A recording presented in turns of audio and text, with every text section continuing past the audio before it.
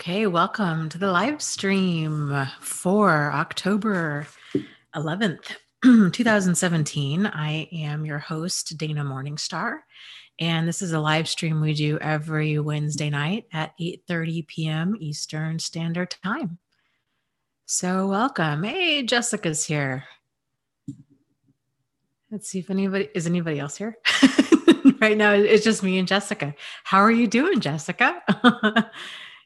Okay, here's lots of other people are hopping on. Gamer Christina, Pandar, Corn's a Trip, Larry, Karen, New Chris says notified.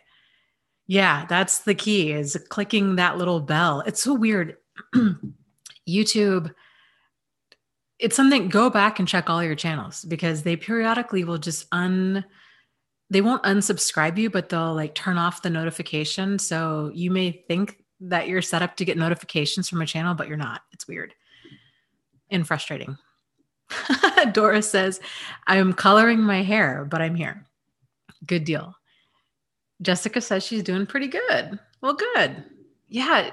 And she says, how are you doing? I am doing pretty good. I'm going to be trying a new thing. I don't know when. I keep playing phone tag with this place, but there is a place locally where you can do these like sensory deprivation tank kind of things where you float in basically Epsom salt.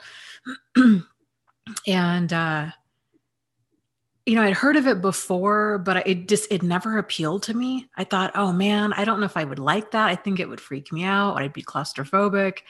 I don't know. It's a little bit like Stranger Things. If you watch that show, like, I don't know if I'm, if I'm up for that, but I was reading all these reviews and like watching YouTube videos and stuff, and it looks really cool. So they have times like you can float for an hour. And the place here, I think it's like $30 or something for an hour. But then you have an option of floating for 3 hours. And the thought of even floating for 3 hours seriously gave me anxiety because I thought, I would get so antsy and bored, and mainly antsy. Like I would want to get up and get back to doing things. And that was when I kind of realized, I think I do need to do this. Because if I have a hard time just being, it just kind of slowing down, then I think that's a sign that I really need to do this. So I'm going to start with an hour and hopefully do that next week, but I'll let you guys know. On their website, it talks a lot about this treatment being fantastic for like muscle relief, anxiety, PTSD, muscle tension, pain, all kinds of things. So I will report back for sure if I end up doing it.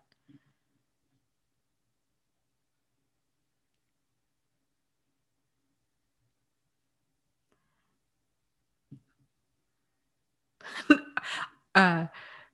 Marshall says, that's scary to float for 3 hours. I couldn't do it. I know, right? Like it seems,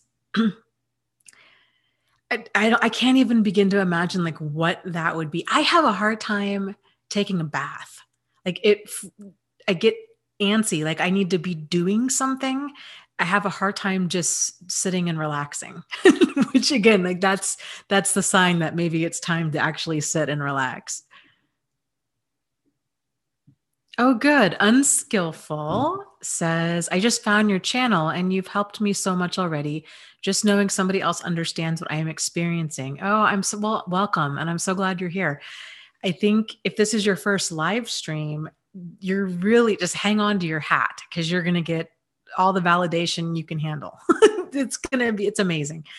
And that's really where I think a lot of healing comes from, is just realizing it's not us and just having that clarity. And support groups are great for that too. If you're on Facebook, or even if you're not on Facebook and you want to go to private groups, there's tons of online groups for narcissistic abuse.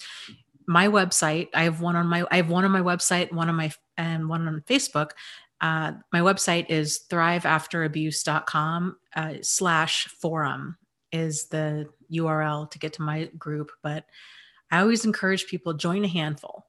So that way every group is a little bit different, and you're just going to, and you never know like what you're going to pick up in different places and all of that. So it's good. Well, welcome. I'm excited for you to start down this journey, because it is quite the journey, but it's so worth it.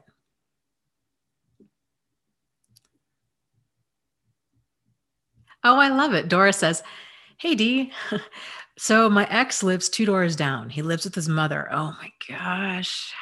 I own my own home. I was going to sell my house and move, but then I thought, why? So I decided to remodel from front to back. Well, I love it. If you're wanting to stay there and just really reclaim your space, I think it's a great way to do it. And frankly, there's nothing that says if you decide after you remodel, you're like, yeah, you know what, this is still pretty stressful and I'm just kind of over it. You can still move. But I like your idea of making it 100% your space. Totally. Sarah says, I bet they have a bunch of those on Groupon for the float deprivation tank things too. That's exactly what I was thinking. And so me and some friends are looking into it. I really don't fully know what to expect. So we'll see. I might even video it. So we'll go from there.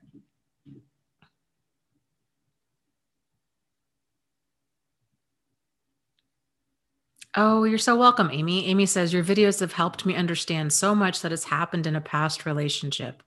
Thank you for making them. Yes, you are very welcome. And I'm glad that they could be that for you. And Tanitria says, I just felt after suffering with insomnia since a child with a narcissistic family member, I decided I needed to see a therapist. I've been getting anxiety attacks and it's been happening often. Good for you for doing self-care and doing what you feel that you need to do. I think that's a huge step in the right direction. And, taking those self-care measures as well as kind of those self-protective measures to where you're not so impacted by this other person's behavior. And that's a big step for a lot of us.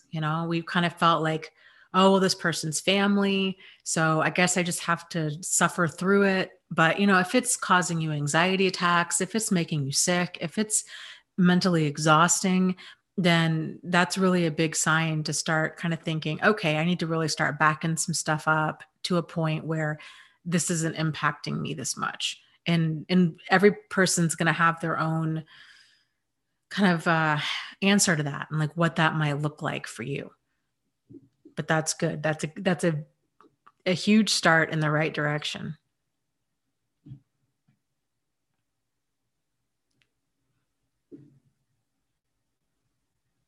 Kenneth says, yeah, do a video of the sensory deprivation tank after you're done with the review. Okay, I will. I will.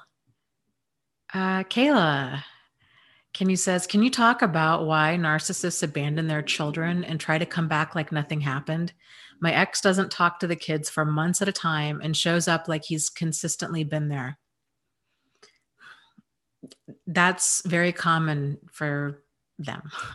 It's just kind of this, well, it's all about them all of the time. And oftentimes because they don't want to acknowledge the pain that they cause, they just act like nothing happened. And they do this a lot. They do this if they suddenly break up with somebody, if there's any type of ending for whatever reason, if they want to come back around, it's an uncomfortable conversation to have. And to actually, it's uncomfortable for any of us to be fully accountable for our behavior and to just own it and say, you know what, this is what was going on. I did it. It was wrong. I'm sorry. Nobody likes that, especially not a narcissist. And they're so far away from being accountable for their own behavior. For them, it's everybody else's fault, or they just think that everybody else should understand. And they just don't want to face accountability, and they don't want to deal with those uncomfortable conversations. So they don't, which can be incredibly painful when you've got children who are continually hurt by them. And then you have to try to also do damage control. It's difficult. So there is a great book, if you haven't already read it, that I recommend. It's called Divorce Poison. And even if you have never been married or what have you, but it's basically co-parenting with a manipulative person. And it covers just a lot of things to expect and kind of strategies on how to handle it. It's a really, really great book. Let's see. Let me scroll down here.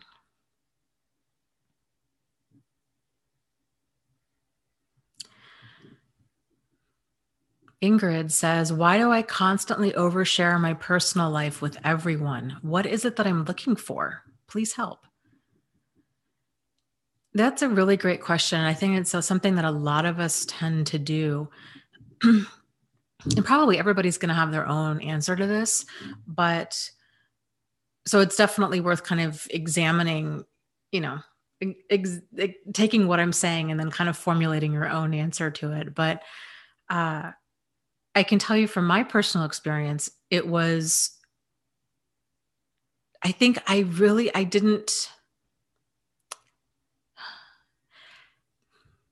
think I'd kind of had this empty emotional bucket for many, many, many years. And because of that, I learned at, I don't know, a fairly young age, I would say, like probably being middle school, if even not even before that, where that thirst or that need wasn't quenched unless things got really emotionally deep. Like emotional depth and that level of sharing was the only way that kind of quenched that emotional thirst. Because I had the same thing too. And it was with anybody. It was with, total strangers. It was with people that I had recently met. It was with people that I just started dating, these kinds of things. Like, and for a long time, and I really don't like small talk. I really, and then too, I kind of built my life up around this. Like I really kind of was craving this emotional depth. And so, because I think in large part, I didn't have that growing up. There's a lot of different things that went on, but I just never really felt like I got that. And so I think that was my way of seeking it out in others. And then, so I've kept finding myself in these like kind of crisis fields. I was a psychiatric nurse for a while, and I worked in both crisis and then I worked in long term. I worked at a domestic violence shelter, which was basically nonstop crisis. I worked with all different types of, I worked as a teacher with at-risk students. I did a lot of really like heavy emotional stuff. And I really thought, man, and that was kind of that was the thing I was really good at, was getting really deep with people, especially people that had a lot of walls up, and probably because I could relate. So it was because I had built kind of my career up doing this, there was kind of this added layer of it was really difficult for me to see that was a problem, because that was probably my strongest career skill set. And so it took me a while to kind of, and it's something I still struggle with going slow with getting to know new people. Especially what I found too is, especially if they tend to get pretty deep right away, I tend to just kind of, with this like a knee-jerk reaction, like I tend to just match their level of depth. And again, I think a lot of this has to just go back to kind of my professional life, where a big part of it was trying to just validate and normalize things for somebody else. So there was a lot of oversharing, because people would, it was very common, at least for me, for people just to say, well, I guess I dealt with people that were dealing with a lot of shame and embarrassment. And so one of the best ways to overcome that is to kind of share, like, you're not alone in this, and here's something that I went through too. And just to let them know that they weren't alone, and then kind of building that rapport So, but in the personal life or especially in a dating life, that can be a problem. So, and a lot of us, I don't know if you've heard the term empath, but this was a newish term I heard maybe about a year or so ago. It hasn't been that long. And that was very insightful. There's a lot of traits of kind of empaths that I feel really relate to a lot of us in this community. And it has to do with, we tend to be very in tune with other people's emotions. We like to get emotionally deep really fast. And total strangers tend to open up to us. So that it might be, I guess what I'm saying is it might be worth examining if maybe that's some of the reasons that you're going so quickly too. There's a link down below in the description on healthy boundaries. So I would recommend reading that. That was like a big game changer for me to see it kind of like visually represented of like, okay, here's healthy boundaries. Like, here's how they progress. Here's how they, here's how you kind of backtrack them. I was missing that part. And frankly, I think a lot of people are, because this stuff isn't taught, and it's really not talked about, at least not to the extent that it really needs to be. So if you look in the description below, it's thriveafterabuse.com/ and then it's hyphenated, what-are-healthy-boundaries. And that might help too. Bonnie says, is this the book you recommended? Divorce Poison, new and updated edition, How to Protect Your Family from Bad Mouthing and Brainwashing? Yes, that's the book. It's fantastic. Oh, that's another thing I wanted to mention. So yes, that is the book. So Amazon started a new thing for people that have YouTube channels, and there's no rhyme or reason for it. Like, some channels got into this program, some didn't. But some channels had, like huge numbers of subscribers and didn't get in. And then some channels were like my size and they did get in. And I don't know, it was very strange. But anyhow, Amazon started this new program. It's really cool. And basically the video creators that were able to get in, we have our own Amazon store. And right now my store is kind of a hot mess because they don't have categories for it. But anything that I've ever recommended, it's all in one spot. So, which is a very handy. So if you're curious to just check it out, it's amazon.com/shop.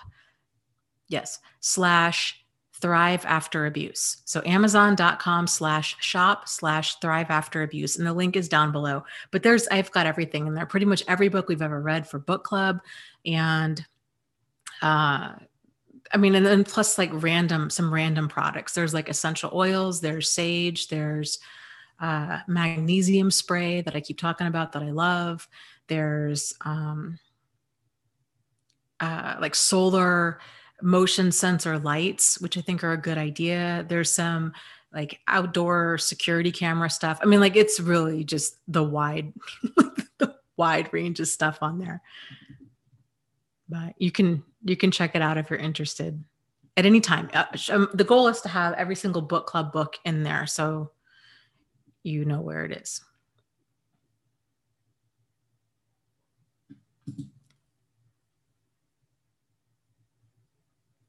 Hope says, I think all of my family members have some sort of cluster B disorder. Some of them I don't really know about because I haven't hung out with them. It's not uncommon for this kind of stuff to go in families. It's sort of it's a nature and nurture thing. So if you think about it, if a person comes from a dysfunctional family, and if they don't, and most of us tend to not realize that for many, many years, that we've come from a dysfunctional family or how that's impacted us. And so we all tend to just kind of repeat what we know, even if it's not healthy. And so then that's kind of how this cycle tends to continue. So very common for there to be lots of kind of disordered characters in one family.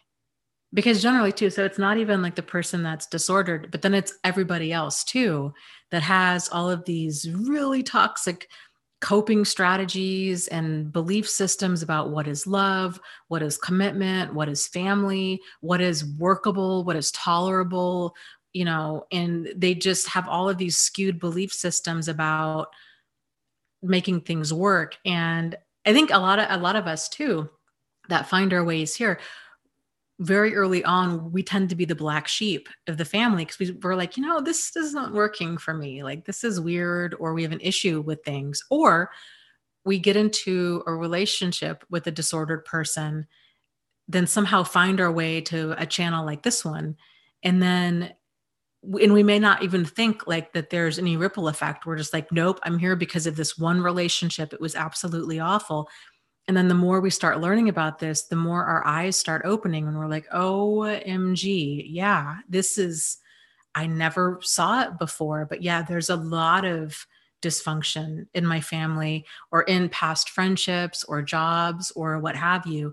And so, like what I was saying before to the gal who was new, this is quite the journey into self-discovery and self-actualization. Really, it's so huge. It's a journey that really none of us wanted to take, but in the end, I think we are so thankful that we did, because our eyes are just so open to all of this. Unskillful says Dr. Teal's has an Epsom salt with magnesium. Yeah, so I think most Epsom salt has magnesium in it. I'd have to look at the ingredient list. If you go to my Amazon page, I think I put on there magnesium flakes and the spray. And so I make my own spray now. It's so much cheaper to just make your own, and it's really easy. It's basically, you take like 1 cup of, bottled water, like filtered water, and you boil it, and then you add in, so it's 1 part magnesium flakes to 1 part filtered water, and you stir it in. The magnesium flakes dissolve. You kind of wait till it cools, and you pour it into like a glass bottle or an empty bottle, that like spray bottle, and there you go. So it's pretty cool. Oh, that's a tough one, Bonnie. Bonnie says, my sister overshares my personal information with my narc mom. How do I delicately tell her to please not overshare my personal info with my narc mom? Well, I think there's kind of 2 things that you can do with that. So you could preface kind of everything that you say with, you know what, let's just keep this between me and you. Or you could say something like, can you please not share this with mom? And then see how she reacts.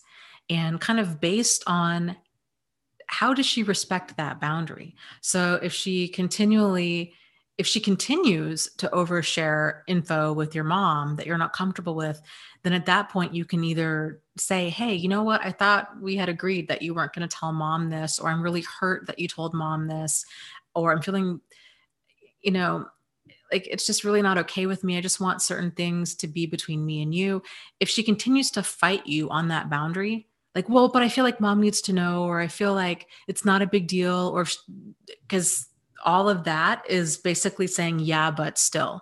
And when a person says, yeah, but still, they're basically taking a giant eraser and erasing everything that you just said.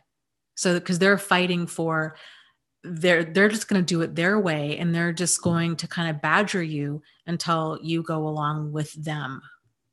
And if that's going to be the case, if she's just not going to respect your boundary, then at that point you have to kind of realize, okay, you know what? I need to really limit what I tell her, and just kind of assume that, well, whatever I tell her is going to get back to mom. So she's not the person that I can open up to in the way that I thought I could. And there might be a period where you kind of grieve that and think, oh man, I really wish I could have this relationship with my sister where I could open up to her, but she could keep things private. But there's a lot of freedom that comes from just seeing a situation clearly and then doing something different. Because really, that's the definition of crazy, is when we do the same thing over and over again and with the same results. So, if you can realize, okay, you know what, for whatever reason, my sister overshares my information. So now maybe the next step is I'm going to go tell a friend, or I'm going to go tell a therapist, or I'm going to go tell people in a support group. I'm basically going to tell everybody else but my sister because she can't help herself for whatever reason. She doesn't respect that boundary. Yeah. Bonnie says, yeah, she has few boundaries. I'm afraid now to tell her much. I feel like I have to pull back now. And yes, I limit what I say. I used to be able to share with her, but not anymore. Yeah. And that's difficult. It's a difficult kind of new reality to accept. And that's hard.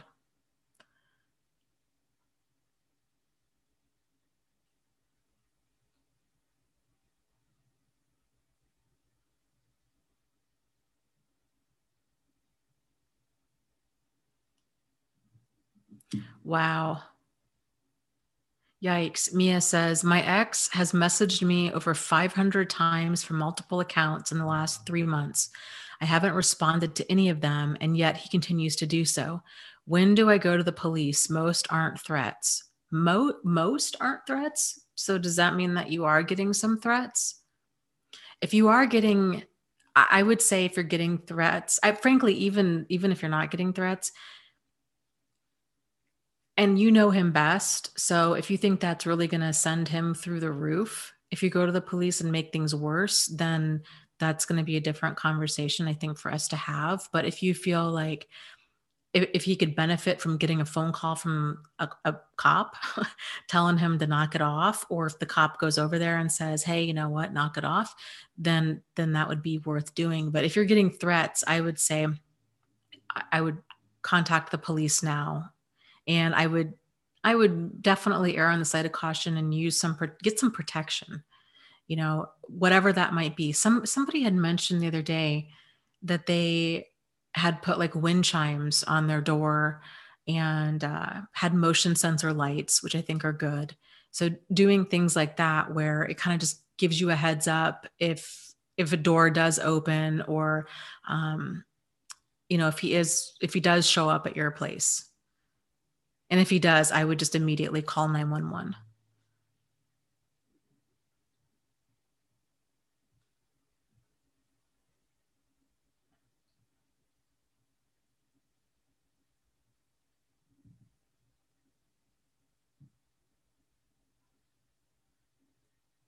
Mia says, is it worth going to the police if the messages are getting fewer and far between now?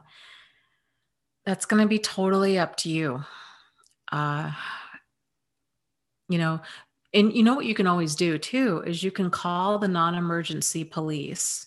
And so you can Google that number for non-emergency police in your city, and call them and say, you know what, I really want to stay anonymous.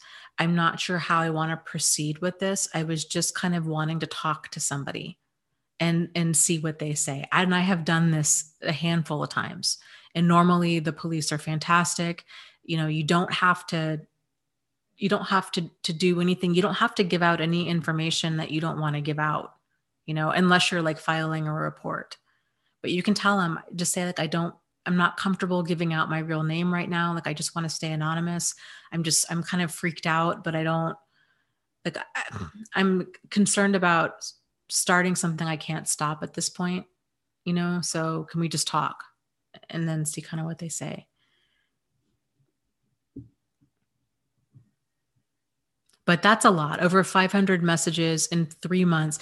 What concerns me about that is, first off, you said that some of these messages were threats. And then the volume of messages it just shows how obsessive your ex is, which is very concerning. And because they don't handle that lack of control or that loss of control well. And that's when they can become really unpredictable. And then also, if it's been going on for 3 months, that is probably, that's very concerning. So it's not uncommon for them to send this barrage of texts or emails thinking that they can kind of wear down their target. And they tend to do that like within, but it doesn't tend to go on for that long. That might go on for like a few weeks, but not 3 months. So do what you feel you need to do, but it's definitely a valid concern. And I completely support you if you do want to go to the police. That would be terrifying. Truth Seeker says intensity is dangerous. I agree completely.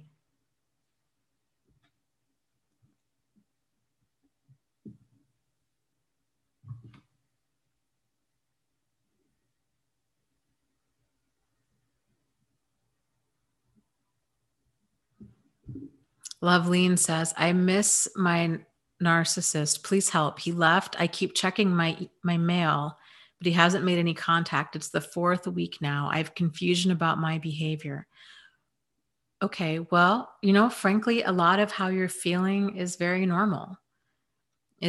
These relationships can be very intense and very kind of all consuming. And when they do end, especially if a person's not wanting it to end, if they like up and leave you, then it's very common for a person to have to feel this kind of desperate intensity and craving almost. It can feel very much like a drug addict, where it's like we just kind of want that hit, like a text message, a phone call, just something. Like even if like you could like one of my posts on Facebook, like just something. And we're so starved out for that. And it's very difficult. And that first month or so is the hardest one. But how you're feeling is very, very normal. It's these relationships, a relationship with a narcissist is an intense relationship. It's an emotional roller coaster of ups and downs. And, the lows are really low and the highs are really high. And those, when we're in one of those low periods, some sort of them reopening contact or doing something, it can feel just like such a relief, like, oh, I can finally breathe now, even though we might know this relationship is totally toxic, because especially if it's been all consuming, where if you've made your whole life, if you've built your whole life around this person or around this relationship, it's very difficult, because then it's sort of like there's nothing there then. And it's like the whole saying goes, universe hates a void.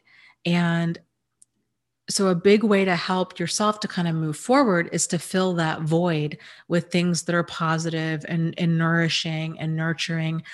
Not dating. Highly recommend, like, do not date for a while. But you've heard me mention this before, I'm sure, but I am a huge fan of the website meetup.com.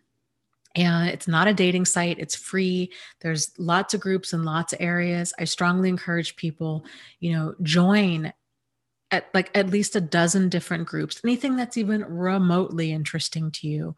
And even if you go to these different meetup groups and you don't really meet anybody that you click with, like worst case scenario, you're still trying something new. You're still kind of getting out there and having fun. And the more that you can do that and just keep busy in a healthy, positive way, the less it helps to kind of calm down that obsessiveness within your brain. So I hope that helps.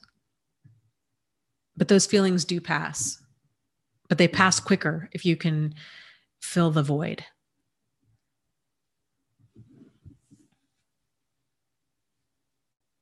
Okay, Quinton, great question. He says, hi, it's been 2.5 years after I divorced my narcissist. I'm focused on my own inner healing and I've come a long way. However, from time to time, I get intense flashbacks of all the BS that she did to me. Are these wounds? Yeah, yes. And so a great way to kind of tell when we have these unresolved issues or these kind of emotional wounds is exactly what you're saying. So it's basically having a very disproportionate emotional response, either out of the blue or to something that having a disproportionate emotional response to something that doesn't normally warrant it. So, for example, hearing a song on the radio or seeing, let's say your ex drove a red Mustang, seeing another red Mustang on the road and all of a sudden finding yourself angry or um, probably just really intensely angry or fearful, or your heart starts beating really quickly, or that kind of stuff. So, um, and there's no shortage of triggers out there. Even maybe meeting another person that has the same name as her, or that has the same hairstyle or the same perfume, or kind of any of these things can really trigger a person. And so, yeah, it takes a while to kind of work through those emotions. And 2.5 years, even though that feels like a long time, it those wounds, that kind of stuff, it can take a while to fully resolve. But, in many ways, if you can kind of look at it like your brain, when it registers pain like that, intense flashbacks or whatever, your brain is always on your side, which is good news, even though it feels like it's not, especially when we're having flashbacks or insomnia or anxiety. It can really feel, or pain, it can really feel like our body is working against us. But really, all of those emotions, or all of those physical symptoms, like, pain, stiffness, inflammation, all of these things, which tend to be a reaction to intense stress and these kinds of relationships,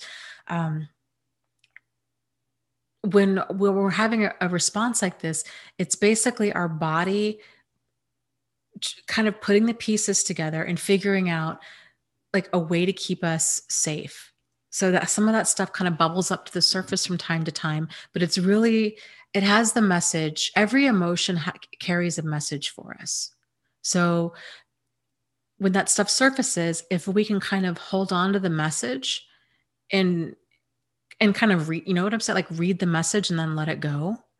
Then that's how we kind of process the emotion, is when we're getting the message that emotion contains. So if you're feeling intense anger, like out of the blue, like maybe you're cooking dinner or something, and, a song comes on that reminds you of her, and you're just, or maybe it's just out of the blue and you find yourself just really freaking angry, to take a moment and just say, okay, you know what? I'm really angry. I have every right to be angry. This was some major BS. I didn't deserve it. This was, it's not right and it's not fair. And to just kind of be in that emotion and take that message that it has for you of this is painful. Basically, the message is, this is incredibly painful. It's not right. It's not fair. And I don't want this to happen again. And then kind of declaring to yourself, like, I will never be treated like that again. And I will never date anybody like that again. I will never be in a situation like that again. And if it starts turning into something like that, I'm going to get out of it. So I hope that helps.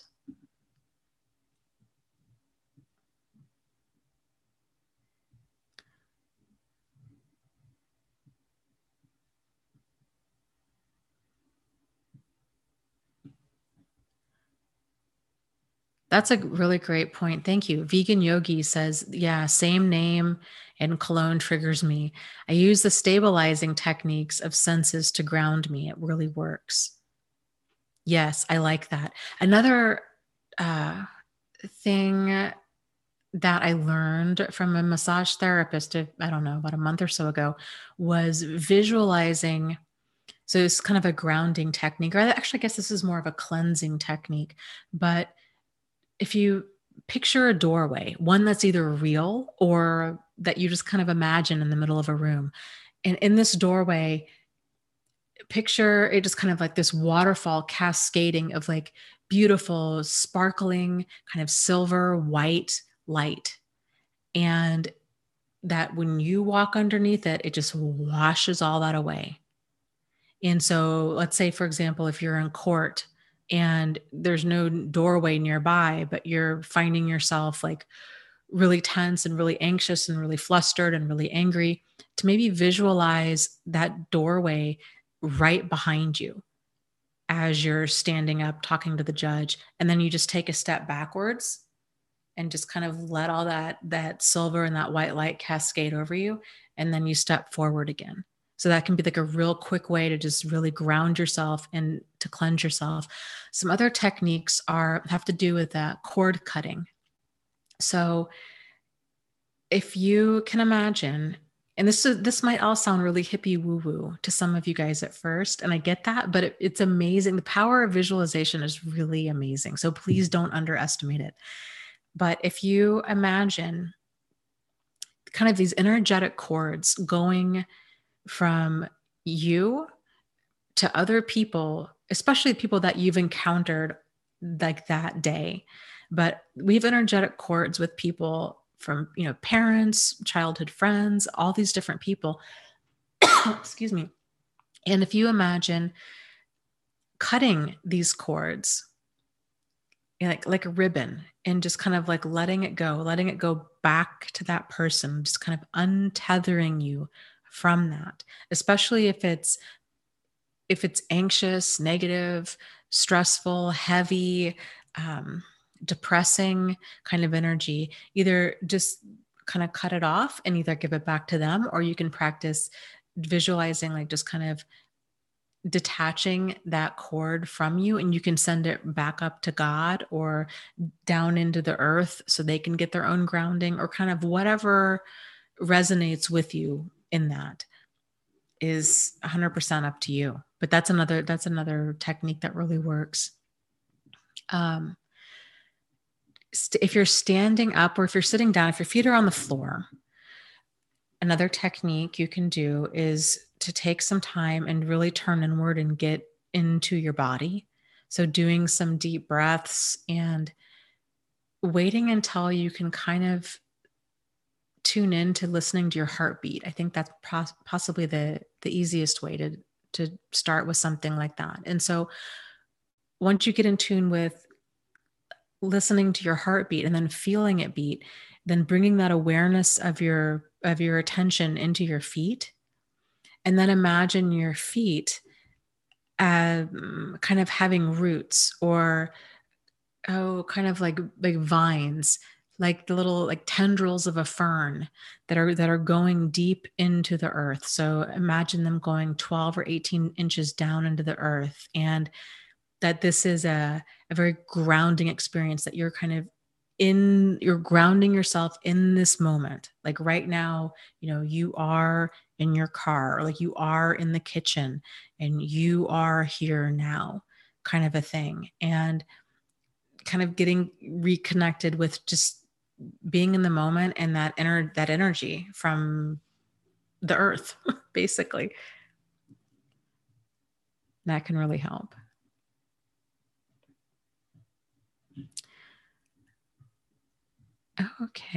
Okay, very cool. Caseta says, I tried the cord cutting exercise and it helped. I also did a cleansing ritual where I took a shirt of my ex and I wrote I love that. Where I took a shirt from my ex and I wrote everything I wanted to say to him, and then I threw the shirt away. That is really, really powerful. I like that. I like that a lot. And you could do that, I would imagine, on any object, even maybe if it was like a joint object that, that you had together. There's a lot to be said for changing up the energy in your environment. And again, I know this might sound like really out there for a lot of you guys, but it's true. And so thinking about, I always, my heart really goes out to people that, they go through a divorce and then they stay in the same house and they have the same furniture, and you can feel that it's almost like somebody died. Like if you go to visit them, and I think men really struggle with stuff like this because this stuff really isn't taught to them, like how to be in tune with their emotions and all of this. And so, if you go in for me, a lot of my male friends that have gone through a divorce, like if I go to, visit them or what have you, it's like the woman died. And there's still like marks on the wall where the pictures were, and the closets, like, her stuff is gone, but his stuff is still there. And it's a very depressing thing. But if you're so used to, or it might be all of her stuff. So it's like a floral bedspread and, like pink pillows on the couch. And it's very much this kind of heavy presence of this person. So to kind of look around and think, okay, how do I feel when I walk into this room? And how do I feel around certain objects? Because certain objects might tend to have kind of more of that energy associated with them than others. So for example, your bedspread or like the sheets might have a lot more energy than, say, a couch pillow or the silverware set. But it's every person's different. But so it's kind of worth examining, okay, what here is really holding energy. And at a minimum, even if you can't afford to go out and buy like a whole brand new house full of stuff, it really changes things up to just rearrange the furniture. Even if you only do it for like a week or two and then you move it back, just rearranging the furniture, I think it really helps to process in your mind that chapter is over and that you're moving forward into a new one. So doing things a little differently, like, getting rid of donating what you can, or getting rid of what you can and replacing what you can, and making that a priority. I really do feel like that's important to kind of move on to the next chapter, because it's amazing how much of that stuff, it's so easy to get kind of triggered. You're making dinner and it's like, you have this memory of like, well, this was this whisk that she wanted to buy and it was, $47 from Pottery Barn, and you just get all upset, and it's that kind of stuff is not worth it. It's not worth it. It's not worth feeling that upset about. So, or thinking, oh, well, he really pushed me into, I've got all these dishes that I hate because he wanted this or what have you. But doing things like buying a new set of sheets, or using, if you have an alternate set of sheets, like using those, or, like little things like that can make a huge difference. If you can paint, if you own your own home, or you can paint is a really cheap, fast way to change the energy in a space. So pick a color that really resonates with you. And it's paint. Like you can always paint over it, 2 weeks from now. So paint a wall, just change things up. You can go get a poster at Michael's, or, order, or you can get nice stuff too, but I'm just thinking for people that are on a budget, like you can go to Michael's, you can order it off of Amazon, some artwork that you really like, something that's really a reflection of you, and then put that on the wall. Even if you put it up with push pins, making it your space is huge.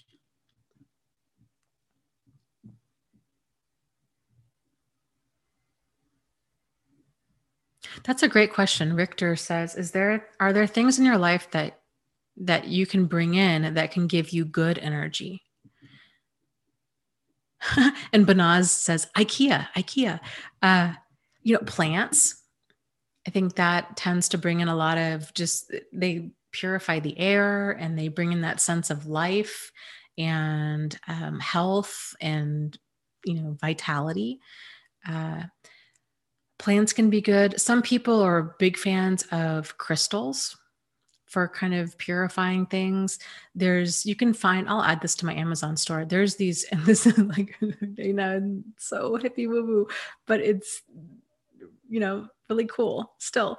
But there are these salt lamps, and they look like something from an old 1970s like sci-fi movie, but they are, anyways, you have to just see them to see what I'm talking about. But they're like this giant kind of salt rock with a light in the middle of them, and you turn it on and it helps to kind of ionize and clean the air and clean the environment. Burning sage and going room from room helps to supposedly clear negative energy. Personally, I'm a big fan of sage. I'm a big fan of incense. I find that to be very healing and peaceful. Even music, even though that's not like, necessarily a thing, but playing music in certain rooms, if you're not wanting to get different stuff per se, you can do certain things like I was mentioning, rearranging furniture, hanging up posters, painting, doing these kinds of things. But also, if you have some supportive people in your life, to do what I call like a change the energy party. So if you have an area of your home that you find, you're like, man, I just feel really drained. Like I don't even go in this room. Like I just keep the door shut. I can't even go in there. It's too depressing. It's too stressful. And or let's say like that room is maybe your bedroom and you're like, man, I can't afford to move. I can't afford to get new stuff, but this room is, I'm like, something needs to change. Having a kind of change your energy party where you invite people over, you let them know what you're doing, and you say, okay, we're going to have, everybody bring a dish. It'll be potluck. Okay. And we're going to have a party in my bedroom. And I really need to overwrite the energy that's in here and bring in some new memories and some new positivity and some new energy in here and really have a good time. I mean, jump on the bed, have a picnic on the floor, maybe you could watch a movie or some, a comedy or something in there. You could you could have everybody bring a joke to share. Everybody drinks, you split a bottle of wine, kind of whatever that might look like to you, to just change up that energy in that room. It's huge. Jumping on the bed really does help. So just something to consider.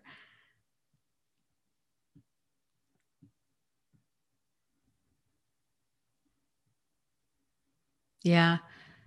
Caseta says, yes, Dana, when my ex discarded me, I could not go home because the energy left behind was too suffocating. I had to keep all his items in a box and move it out of my house to cleanse the energy. Yes. It can be. It can just feel so incredibly toxic. When I worked at a domestic violence shelter, and this was many years ago, and it was in New Mexico, and it was on a Native American Indian reservation. And it was very interesting. We would have women come in, and oftentimes they were like, I can't stay in that room. Like we need to burn sage. We need to do a cleansing. Like I can't stay in there. There's all kinds of energy and what have you. And at first I kind of thought that maybe it was like a Native American thing. And then I realized, but then we had all different types of women from all over the country coming in. We're probably one of the safest, most secure facilities in probably all of the United States. Like it was a really like Fort Knox type facility, but it was beautiful, and it was beautiful on the inside. But on the outside, I mean, there was razor wire. There was a very tall block fence. There were 2 metal doors. It was quite the process to go into work. And but anyhow, we kept finding like multiple women would come in, or even children, and they would say like, I don't feel comfortable in there. The energy is really bad, or I'm having a lot of nightmares. And so it became a very common thing for us to take sage and to walk around and just burn it. And everybody felt better.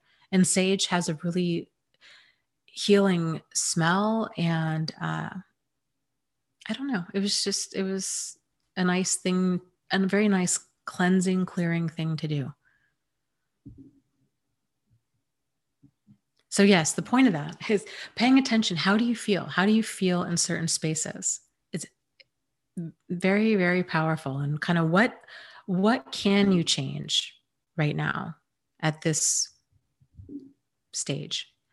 And sometimes too, thinking like, okay, well, what could you change like on a personal level? I'm sorry, I keep itching my nose. There's cat hair in here, and I've got the fan on. I think it's blowing around. Oh gosh. But okay, so back to like, what can you change? So thinking about like in your personal space, is doing, coloring your hair, cutting your hair, changing, getting a few items for a new wardrobe, painting your nails a color that you wouldn't normally ever paint. Like, and that's kind of fun. You can go to Walgreens or like the dollar store and you find a color. You're like, that is so not me. And pick that color just to get out of your comfort zone. It's just fun. And you can maybe do it on your toenails if it seems a little bit too like too zowie, but doing these things really does help to kind of just signify to your brain that you're closing this chapter and that you're moving forward and starting a new one.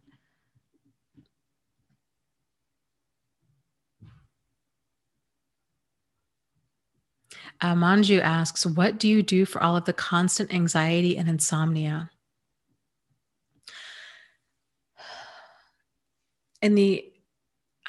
Boy, I tell you, the first month out of a relationship like this, it's intense.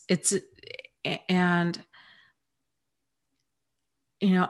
so there's a couple of like things that you can do. So during this time, I would strongly encourage you to cut out all caffeine.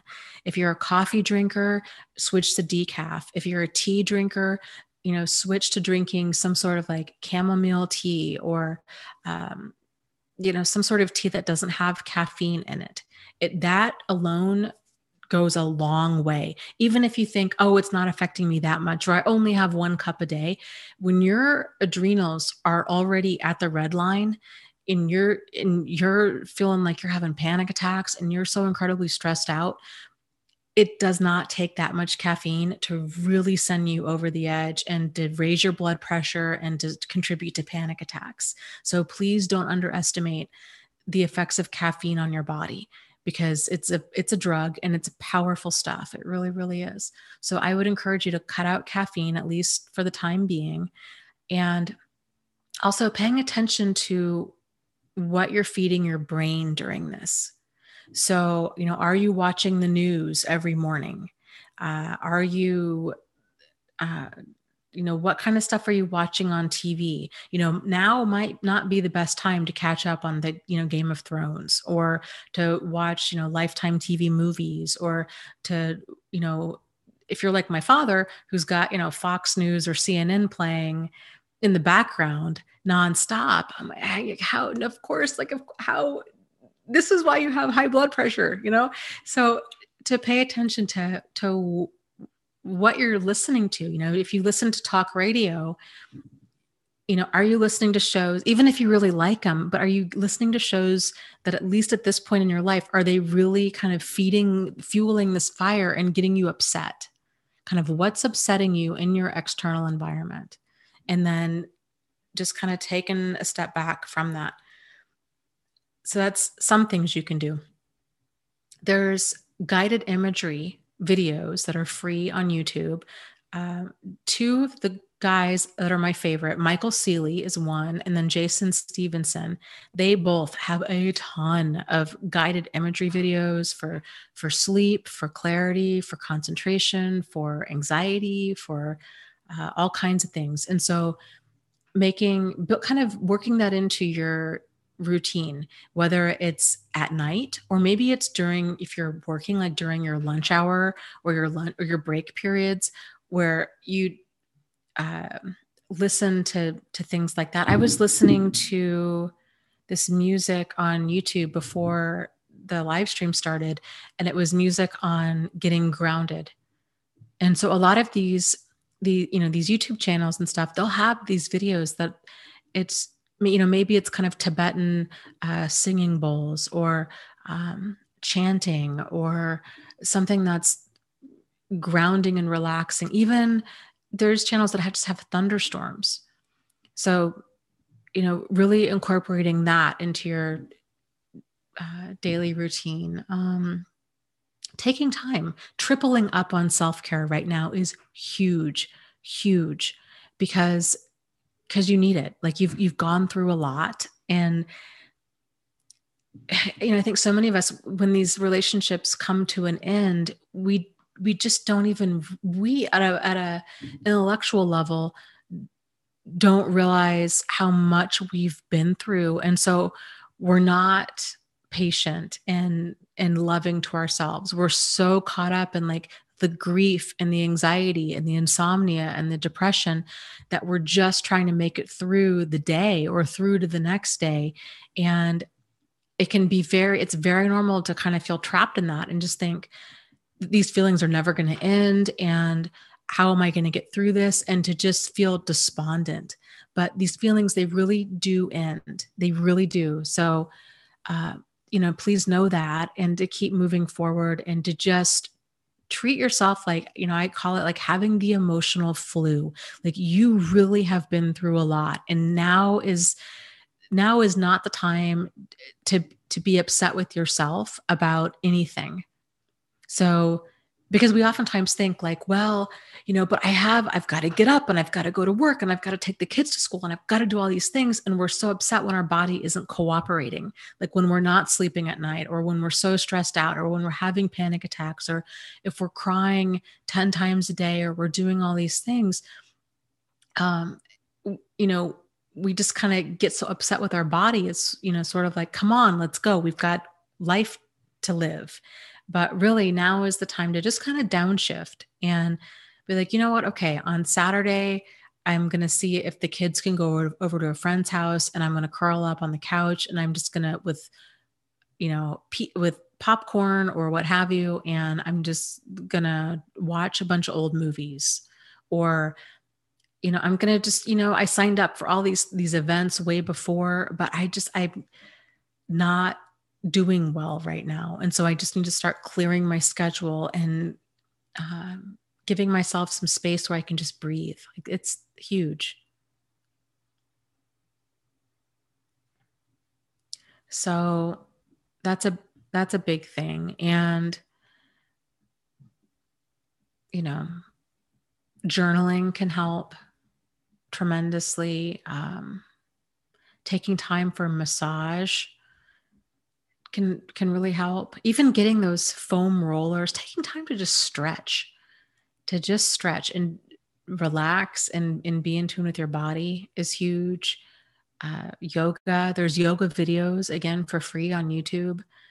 That can be great. So just making yourself a priority right now.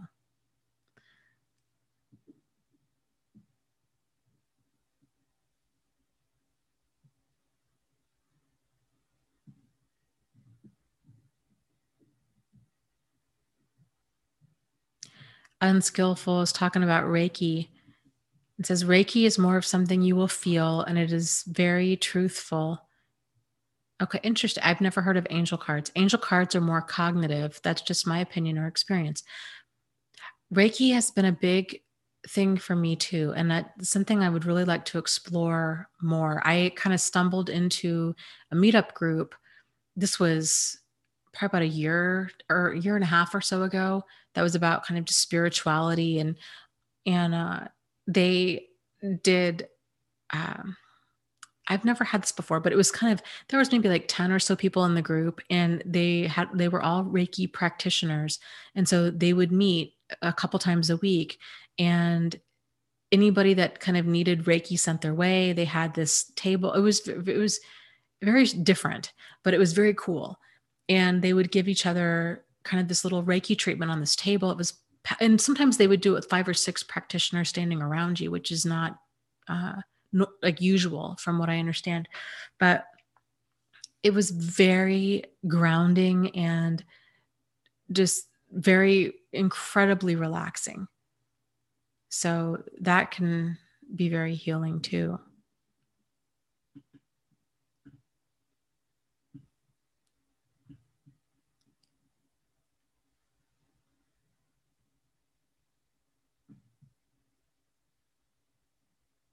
Banaz says, Dana, I've noticed because of my trauma, I've come to really compare myself to people.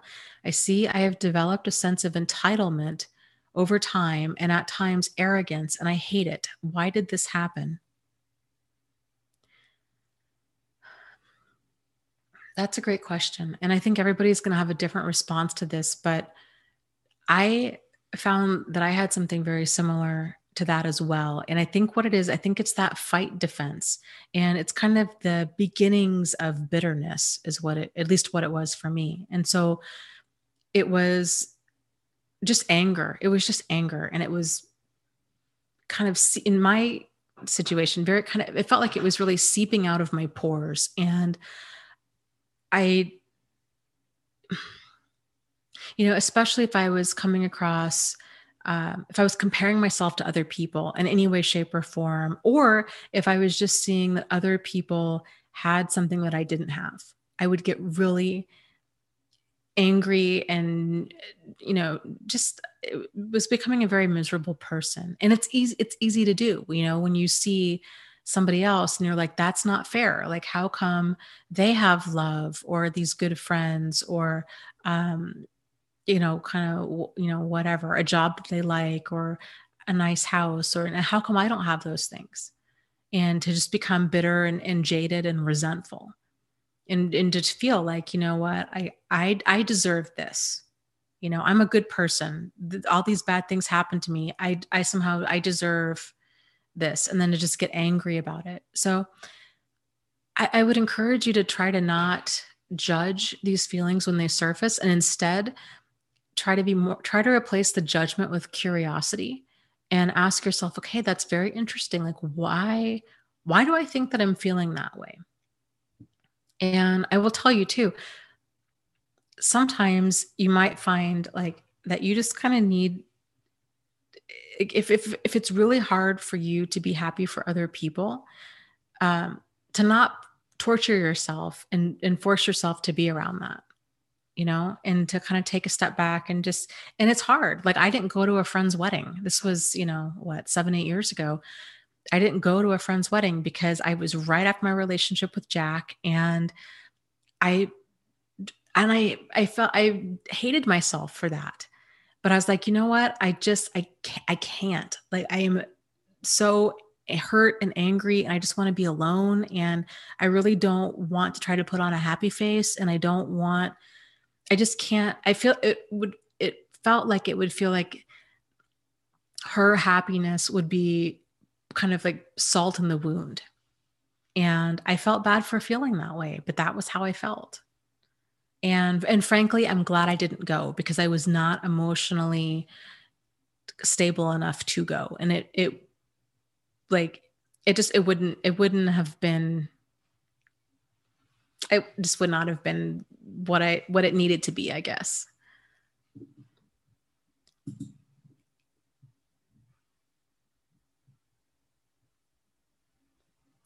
100 Smiles says, Dana, I wonder if you have heard of a woman named Joanna Kujoth. Her videos are helpful. She talks about being highly sensitive. I have not heard of her, but I will write her name down and I will explore that.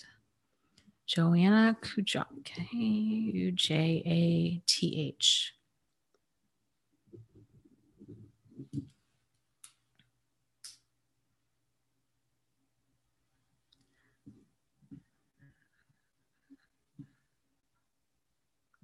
Interesting. Vegan Yogi is talking about going to a chiropractor. Other people have mentioned acupressure and acupuncture. Yeah, it's kind of funny, kind of a little off topic, but a little story about hold on, I got this chair. It's not comfortable. Little story about acupuncture. My mother had surgery. This was, a while ago, like 8 years or so ago. And she had her rotator cuff replaced and she was in tremendous amounts of pain. And of course they gave her, painkillers like Vicodin and, I think OxyContin and stuff, and nothing helped with the pain. And, she ended up had been seeing this acupuncture person for a while, and decided to not go because she thought it was really going to hurt, especially being fresh out of surgery. And she finally had called him and said, I'm in so much pain. Do you think that you guys could help? And it was those acupuncture treatments that helped more than the Vicodin and the OxyContin. It was the only thing that helped her pain. So I thought that was interesting.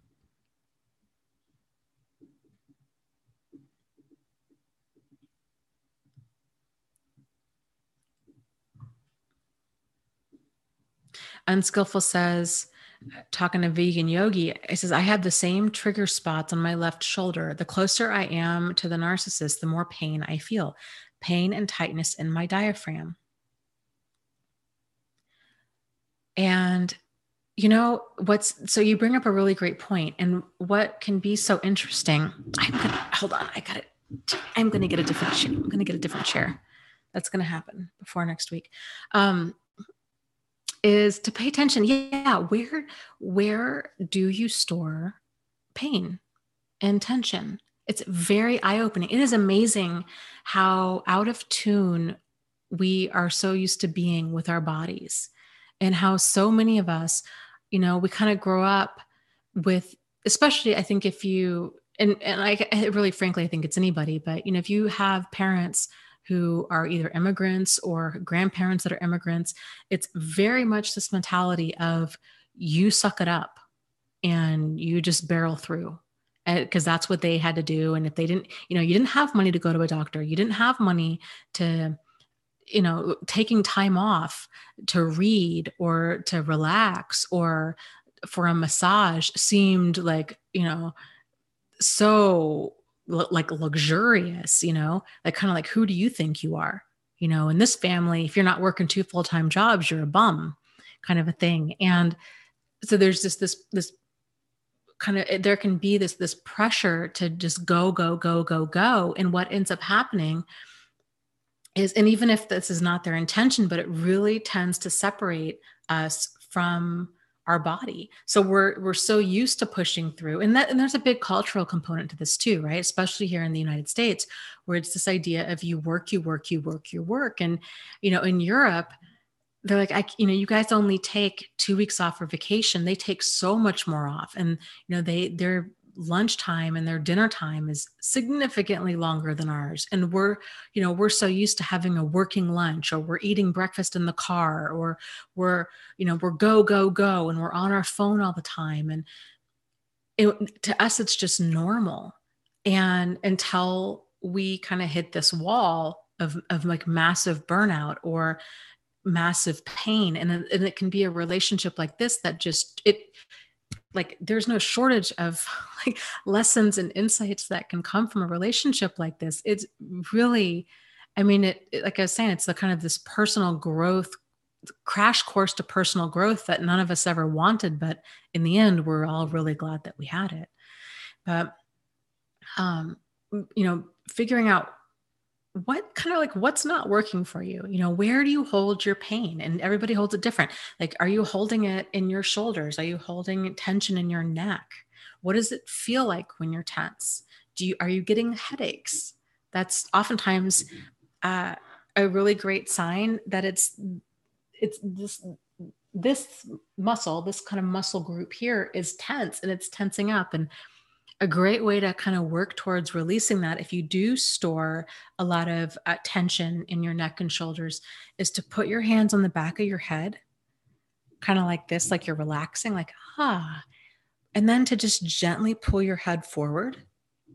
So your chin's almost touching your chest, and to feel that stretch in these muscles that kind of go from shoulder blade to shoulder blade, and feel it, and feel that muscle group as it expands, stretches up through like the top of your neck, because it's all connected there. So kind of pull it forward, and it might feel really tense, and then kind of just relax it, like let go, and then do it again.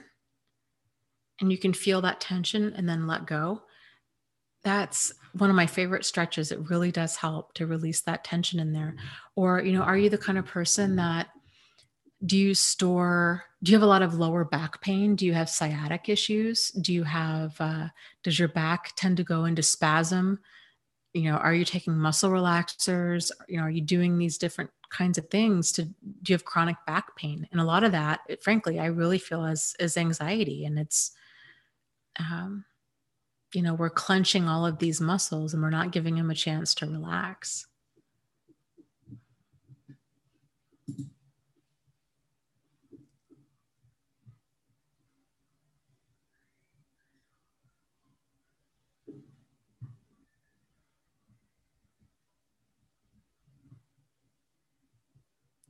Okay, let's see.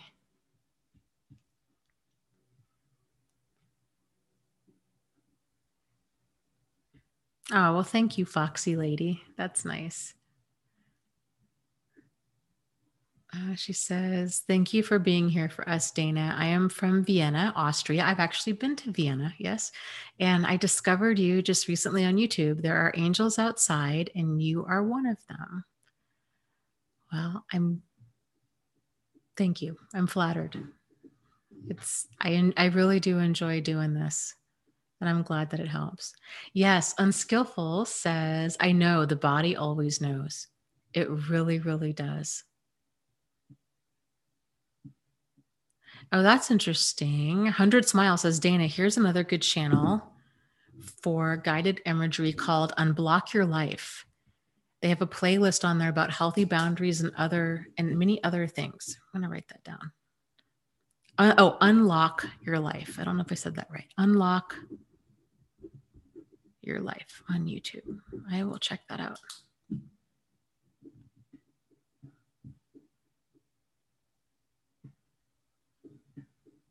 Bonnie says, yes, living in a narc relationship is absolutely soul destroying. Yeah, it really can be. It's just the level of devastation that most people go through is so unlike anything that they've ever encountered before. Elizabeth says, I'm just scared that narcs outnumber us and that many professionals end up being narcs. Then you're not safe anywhere, like the news of a doctor who was masturbating in front of a patient. Yeah, it's scary when we hear things like that. And so here, let's just talk about this for a little bit. So I think it's a good idea to view, because so many of us, if we're kind of good, decent people with good, decent intentions, that kind of stuff is not even on our radar. Like and frankly, there's still stuff that I come across on a regular basis that I'm like shocked. I'm like, wow, like that.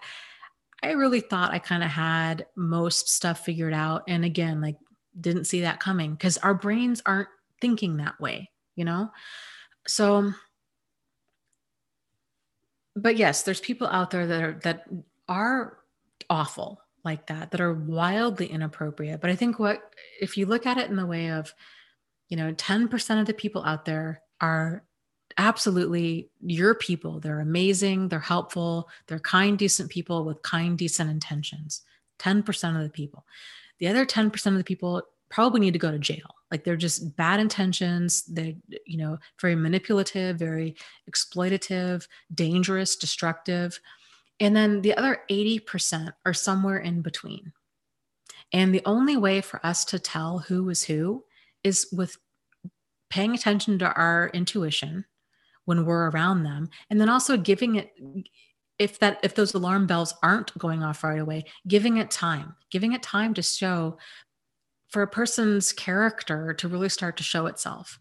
Because any person that we meet is going to be, especially most of the time, a problematic person. Oh gosh, sorry, cat hair. I can see it blowing around in here. Most of the time, a problematic person is going to come across as, charming and likable. Sort of like kind of the stereotype of the, child molester that offers a little, a kid candy, or like, hey, do you want to come see my puppy? Like they come across as very friendly and likable, but they have really, sinister, hurtful, awful intentions. And so this is why it's important for us to go slow. And it's important for us to honor our intuition about people and not wait around and not think, well, I don't want to seem rude. Like my alarm bells are going off with this person, so I don't want to seem rude. So I'm just gonna, wait around until they actually prove my intuition right. Like it's okay to come across as being rude and to cross the street from somebody that's giving you a weird vibe, or, to not accept a gift from somebody that makes you uncomfortable, or to not return a text from somebody that's being inappropriate, or if you're in a doctor's office, if you're in a doctor's office or with a therapist, or any type of like one-on-one situation where you're like, you know what, I'm not comfortable here, to be like, there's a lot of other people out there that I can go see. And so I'm going to go see another professional because I'm not comfortable here. So, and it's important for us to realize that there is no safe space. And I'm not saying that to add fuel to your already anxiety ridden fire about this, because I know how it is, especially if you're really struggling with PTSD. But there's a lot of freedom that comes from realizing that there is no safe space. Because what happens is when people think that there is a safe space, then, and that safe space becomes a dangerous space, then they're really rattled. And they're like, I don't know who I can trust. I don't know what's safe and what's dangerous. And the reality is any situation can be what I said, 10% is fantastic. The other 10% is really problematic, 80% somewhere in between. And so this is where it comes down to you using that discernment. And so, like everything that I do here on this channel too is like, I can't protect you, but I can try to prepare you. And so I think that's why it's having these discussions are so incredibly important. And frankly, I'm really leery of any place that claims to be a safe space, because that's not a guarantee that anybody can ever give. And it's important for us to have healthy boundaries at all times in any environment. And I'll tell you what's very common is for people, and I did this too, is for people to get into, let's say, a support group and then think, oh, goodness, oh, this is so fantastic. I feel validated and heard and understood. And they're so relieved, and no boundaries. And so they're putting out, all kinds of, because they feel safe. They're like, this is a support group. It's supposed to be anonymous and nobody's supposed to share anything. And so then they put out all kinds of information, and then, not even realizing, there could be problematic people in here. Like, we don't know. And so it's important for us to take like certain precautions, especially online, and to not assume that any space is safe, because it's the internet. Like you really don't know. So, and I think too, once we start taking our power back and realizing, okay, there is no such thing as a safe space. And 10% of people out there are really problematic. And we know, okay, this is how I'm going to protect myself. I'm going to go slow, and I'm going to honor my intuition, and I'm going to value myself enough that I'm going to get the heck out of there if this situation starts feeling off or really uncomfortable, and then doing so. And so once you can start kind of proving to yourself that you can keep yourself safe, and that you don't need validation from other people that something is a problem, then you won't be relying so much on other people to be good, decent people, because you're like, you know what, they're going to be who they're going to be, and I'm going to respond accordingly. And that's really, really powerful.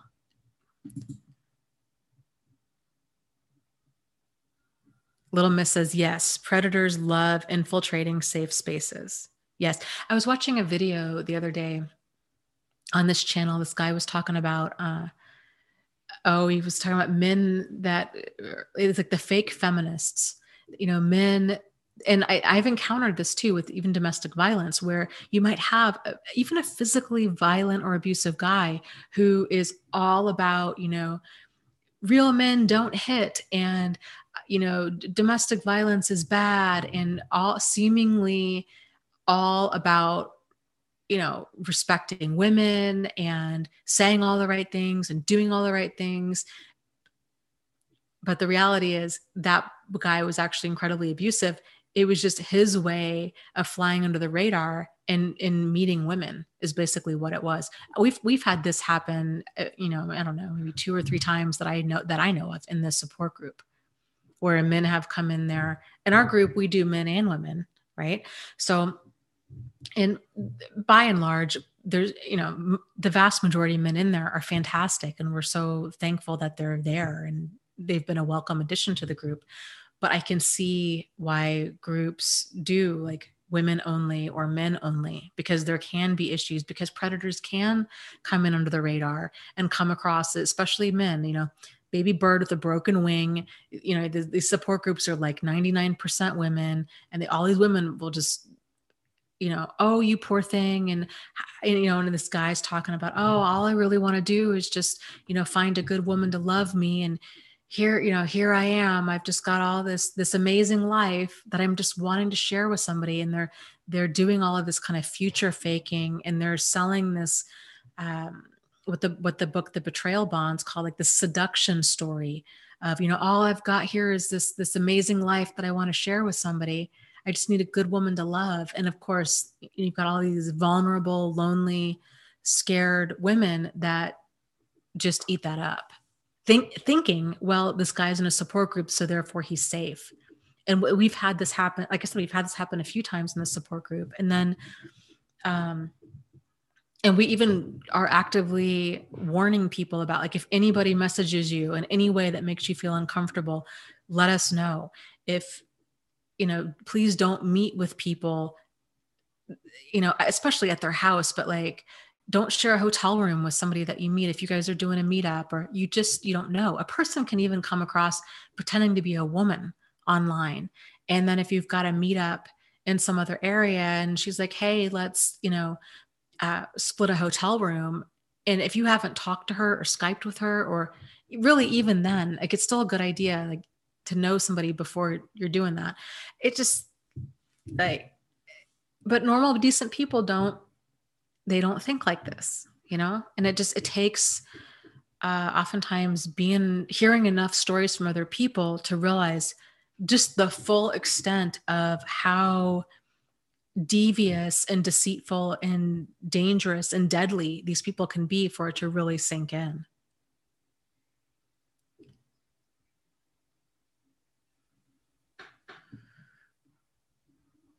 Oh, totally. Banaz says a lot of narcissists go to therapy under the disguise of self-development to get validation and supply. I know one person in my group therapy course. Oh, totally. And that's the other thing too, is a lot of survivors or former targets of abuse think, well, you know, therapy will help this narcissist or this person. But, you know, a sociopath or a narcissist, they're not going to get into therapy. They're not going to go talk to the therapist and tell your side of the story, right? Like, they're either going to leave giant chunks of the story out, or they're not going to talk about it at all. So, you know, like, they may be in, I mean, where I used to work, when I was a psychiatric nurse, when I was doing outpatient, you know, we had predators in there. I worked with a lot of sociopaths that had pretty extensive criminal records, and they were court ordered to be in weekly therapy there. And so they were. And, you know, the needle doesn't move much. And so, you know, they're not in there talking about, you know, the children that they molested, or that the abuse that they were doing to their ex. You know, they were talking about kind of whatever, you know, whatever issue was on their mind. And I guarantee you, their hurtful behavior towards others, it's not on their mind.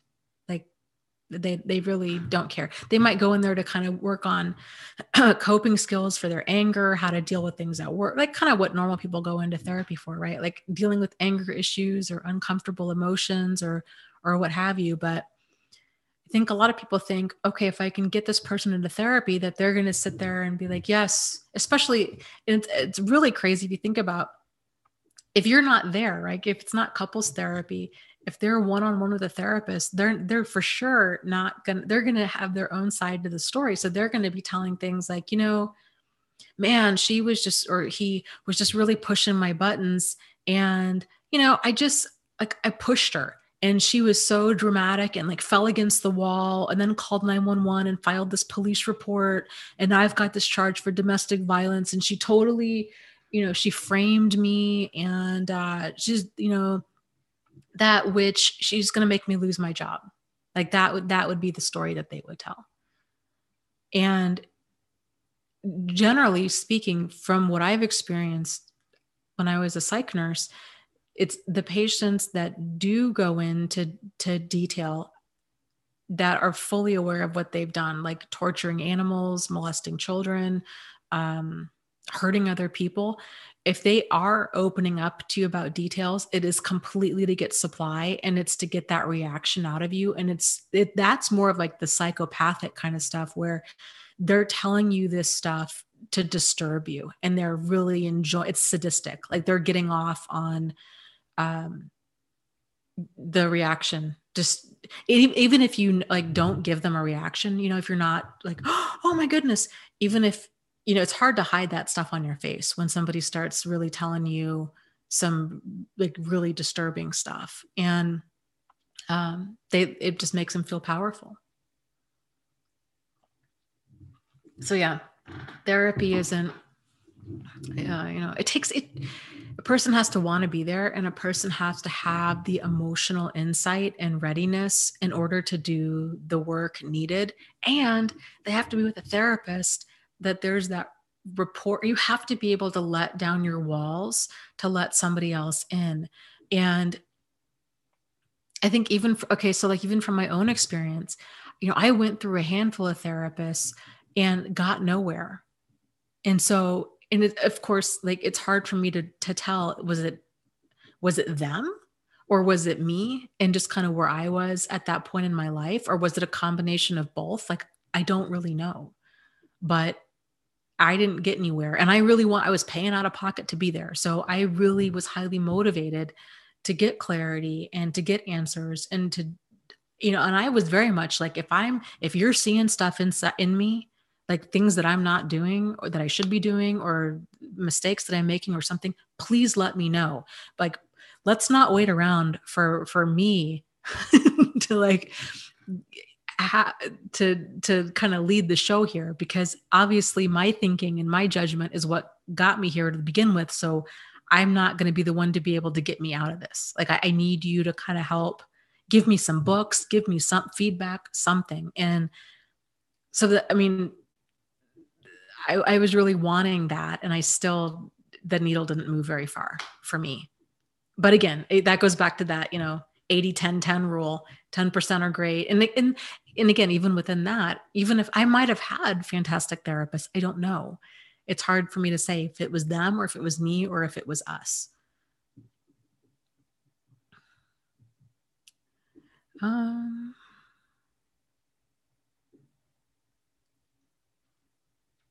Yeah, all that Kaz says, Dana, can we touch upon the way a narcissist taps into their supply, and especially if that supply has a disorder, in my case, PMDD, and eating and body disorders. So whatever they do, they blame it.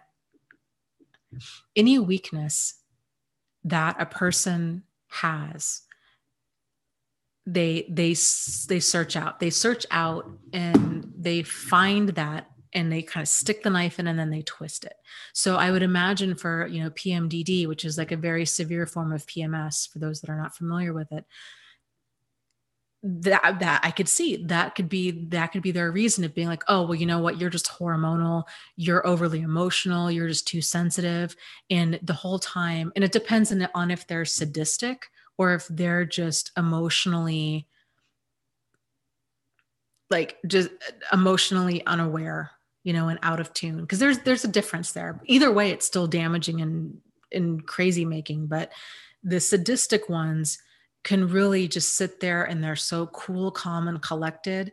And they're like, you know what? Don't you see how you're crazy? I'm just so concerned about you. Don't you see how you're reacting? I really think you need to get on medication or see a therapist. I mean, and they're doing that to kind of just further push your buttons, versus a more overt narcissist who's just kind of blind, like kind of lost in their selfishness, who just never sees their part in anything. So if you have any issue, they immediately jump to, well, you're crazy, you're hormonal, you're such a woman, and they just get defensive and angry.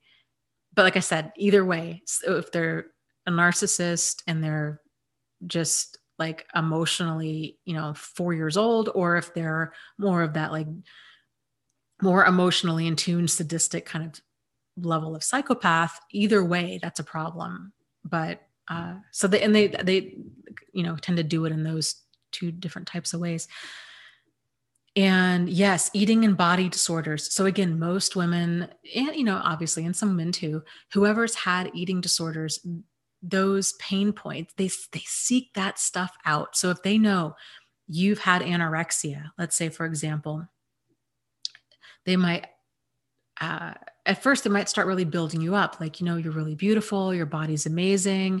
And then as you start opening up to them, you know what, I had anorexia for 9 years and I was in the hospital and I finally recovered, and I've I've developed a better relationship with food, and I'm putting on weight, and I'm really at my healthy weight, but it's taken me another 10 years to get to this point, and this has really been this long road for me. And you're opening up, and then all of a sudden their personality starts to kind of like change, right? Kind of out of the clear blue. You're like, ooh, that's kind of weird. Or they might say something like, oh, you know what? You're eating pizza, and they make a comment about your weight. Like, you don't want to eat too much now. Or, I've noticed you getting a little pudgy. Things that are, controlling and insensitive, and can be incredibly damaging and really set a person back, especially if they're recovering from an eating disorder. So anybody that starts doing that, really any relationship, friendship, work environment, what have you, that is damaging to your sanity or to your safety, so damaging to you either emotionally or physically, I strongly encourage you just to get out of there. Like, that stuff's,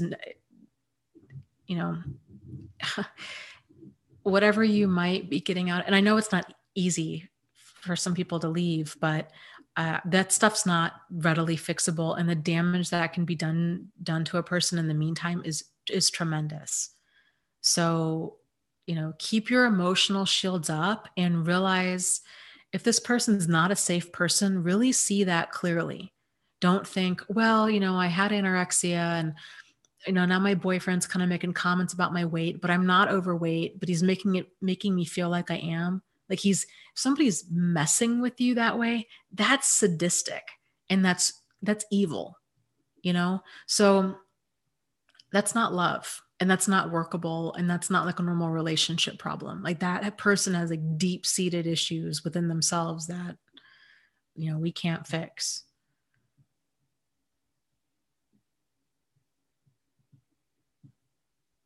Debbie says, our therapist told me that I was married to a narcissist and then told him that he only had narcissistic tendencies, whatever. Yeah. And you know what, Debbie, the reason she probably, or whoever your therapist was, said that is most therapists are not going to tell a narcissist or a sociopath, you're a narcissist or a sociopath. And the reason being is because there's zero benefit in that. What I mean is because then it gives them a free pass to not change. And then they'll be like, well, I'm a narcissist. It's because of my childhood. I just can't help myself. And then like cheating and stealing, and then acting crazy and being like, oh, what, you're going to judge me? How you're so awful. Like I can't help like it's just another level of their dysfunction in their game. And so what a good therapist would frankly, what they would do is exactly what yours did, and tell you, this person, their behavior is so extreme that it's pervasive and it's persistent and it's damaging to you. Like, this stuff isn't workable. Like, this person on the spectrum of narcissism, this stuff is they're a long ways away from having the insight needed to actually change. So it gives you that validation and that clarity of, this isn't normal relationship stuff. This is way outside the realm of workable. Like, you really would be best to just file for divorce and move on. But then to tell the narcissist, yeah, you've got some really problematic behavior. You have a lot of narcissistic behavior, and we can try to work on that. So then that way the narcissist realizes that change is, that the needle can move, but they've got to actually be willing to do the work. So, yeah, I've heard stories about different people in here being like, yes, they were labeled, by 5 different, like, they're such a super narcissist. They were labeled, they've got this whole treatment team around them because they're a narcissist and all this. And I've worked in this field for quite a while, and I will tell you, I really don't believe that. So I don't know. There's a lot of BS out here in YouTube land, and just be careful with what you guys see. That's all I have to say. Okay.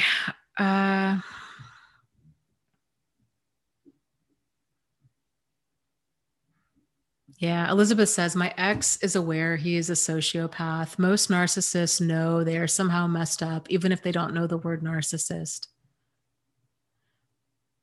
Yeah, and I don't even know if they would use the word messed up. It really, truly is that attitude of superiority of, like, laws don't apply to me, rules don't apply to me. I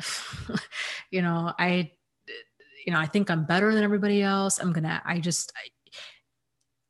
It's that feeling I would imagine of, like, just there's everything that you do, you feel validated, you feel justified in doing. It's a very immature mindset is what it is. It's very much like a little kid, like if you were to say, no, we're not getting a toy at the store. Like, we're going in, we're going out, no toys. So don't even ask. Right. And they're in the store, and they have like a level 4 meltdown, and they're screaming and they're crying, and they kick you in the shin. Right. And you're like, you know what, we're done. And you go in the car and you tell them, like, you're in timeout. Like, we're going to go home, and you're in timeout for the next however long. Right. And the kid is upset with you, and they're like, you made me kick you. You wouldn't buy me a toy. And it's that child mentality of, I didn't get my way, so you made me do this. It's like road rage, this person, you were driving too slow. You made me rear end you, or you made me pull out a gun and fire at you. Or, you forgot to buy ketchup. That's why I had to call you a bunch of names and yell at you. Like, it's insane. Like, no, it doesn't work. Like, healthy adults don't think like that. It's a huge, if you're dealing with somebody that has that kind of emotional thought process, like, you're dealing with a child in an adult body, and that, like, to get them caught up to speed with the skill set, the emotional skill set that they would need to actually have an emotionally appropriate relationship of any substance and depth, I don't know if a person can catch up. I mean, that's some pretty major steps in emotional development that they haven't made yet. So, that's difficult.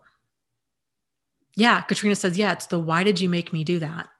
And this is why so many victims, targets, feel like they're part of the problem, because the abuser tells them this, right? They're like, look at what you made me do. Right? You came home late from work, and they work up this whole story about who knows what. That's the thing, is they think that their perception of events, no matter how skewed or just way off base, like completely delusional, is reality. So you might have been 20 minutes getting home from work because you got stuck in traffic, but in their mind, you've been out sleeping with everybody that you work with. And then you come home and they start yelling at you, or they beat you up. And at the end of it, like, you're crying, or, what have you. And they're like, well, look at what you made me do. Had you been home on time, I wouldn't have done this. And so then the target feels partially responsible, because there's always kind of this kernel of truth in it. Like, well, I mean, I guess like if I had been home on time, then that wouldn't have happened. And this is how this targets kind of try to turn themselves into this emotional pretzel, thinking if I can just do better next time, then I can avoid the abuse. If I can just make sure that I'm home on time, then everything will be fine. If I can just make sure to never forget to buy anything on the grocery list again, then I'll be fine. If I can just make sure to never question them or challenge them or disagree with them or forget anything.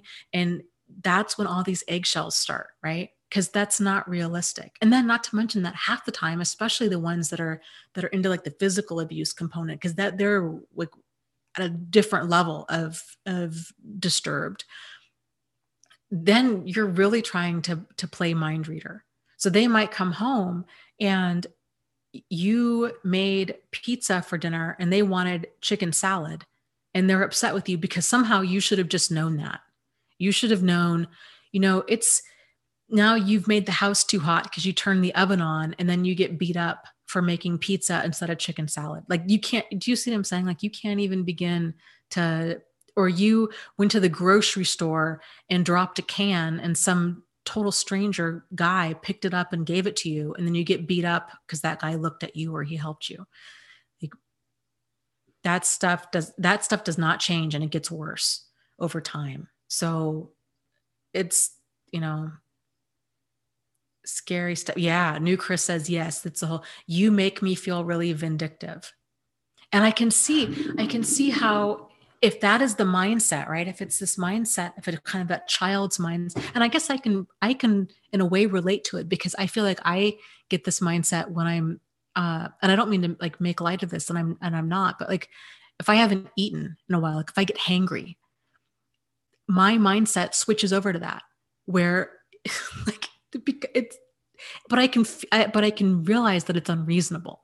If I'm in the grocery store and I'm really, really hungry, I'm getting mad at people that are walking slow, or people that are taking too long, or that there's too many people in here, or they're walking down an aisle and they're, 3 across, or, stuff like this. I get really, really angry, but I have the kind of internal brakes to not act on that. And that's kind of the difference, is that they don't. And I also realize that I'm being unreasonable when I'm like, I can feel like, this is Dana, give me a break. Like, this is ridiculous.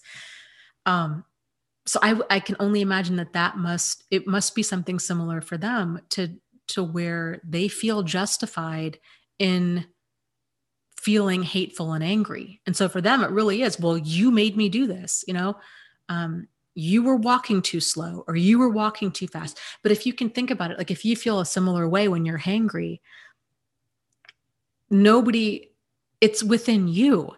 So it's not what these other people are doing. And this is why they can never get it right, because it has nothing to do with them. So if I were feeling that level of hangry at the store, and, maybe my issue at that very moment isn't the fact that there's 3 people, a mother, a father, and a child all holding hands walking down an aisle. Maybe that doesn't trip up my anger, but maybe it's the store not having the guy stocking the shelf, not, being in the way for me to grab a can, that kind of stuff.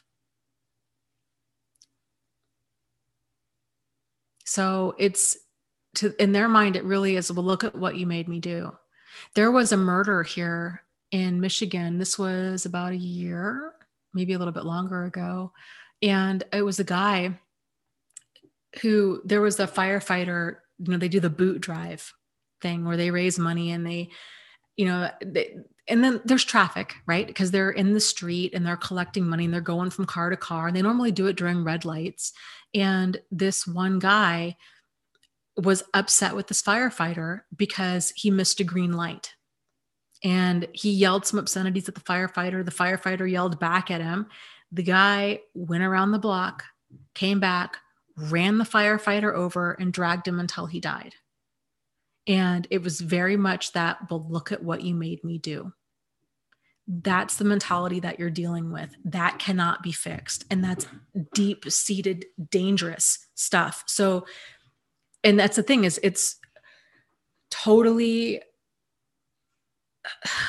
like, unpredictable. So it doesn't necessarily even have to be, a slow build to that level in a relationship. Like they can snap like that. It just depends. And that's what makes them so unpredictable and so dangerous.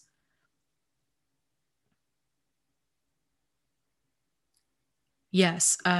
Missouri Cowboy says, yeah, it's a whole, how dare you, that there's this blow up, the person stomps off, they'll be gone for 3 or 4 hours and, uses that as a reason to cheat. A lot of cheaters do this too. It's like, well, if you'd been home, like you were always working, or you weren't you dressed too sexy, or you didn't dress sexy enough, or, you, whatever, like it's never their fault. And, in order for change to happen, like there needs to be accountability. There needs to be sincere accountability that there's a problem, not the, yeah, but still, yeah, but you're still somehow still accountable for this. Like if you had only done something different, I wouldn't have done that. And it's like, no, that doesn't fly. And that's the thing. It's so weird, is that stuff that most people learn pretty early on. If you have, and here's the thing too, because I was going to say, if you have proper guidance, then a person doesn't really go in that direction, but that's not true, because I've known a lot of people that have had no guidance and they've turned out fine. And I've also known people that have had fantastic parenting, from what I've heard from them and from other people, and they're a total sociopath. So there is no, rhyme or reason sometimes for this, but I don't know. It's a problem. Oh, yeah. Missouri Cowboy says, yeah. And they come back and they say, I love you. I had to leave for what you did. Yes. And so that's when you get that too. Like, well, I'll forgive you. I'll forgive you. Like you really pushed my buttons. That's why I exploded and cheated on you or beat you up or whatever, but I'm willing to forgive you. Like, crazy making, crazy. That's not good for your sanity. That person isn't it's what I call functional psychosis. Like they are so far out of reality that I don't even know how you work with that. I think you don't. Like you just distance yourself from people like that, because you're not dealing with the person who's in reality. Yeah. Unskillful says, the whiplash of going from fighting and then having the narcissist say, I love you, and saying everything right makes me want to throw up. Yeah. Yeah. And just that emotional roller coaster. And especially if you were with somebody who was sadistic and was intentionally taking you on that emotional roller coaster, and realize it's just such a violating feeling. And it's a lot to recover from.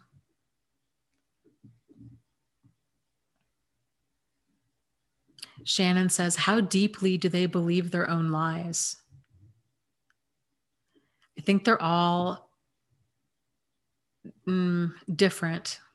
I mean, they're at the core is that they're still their own individual people. And so it's just been my experience. Some of them,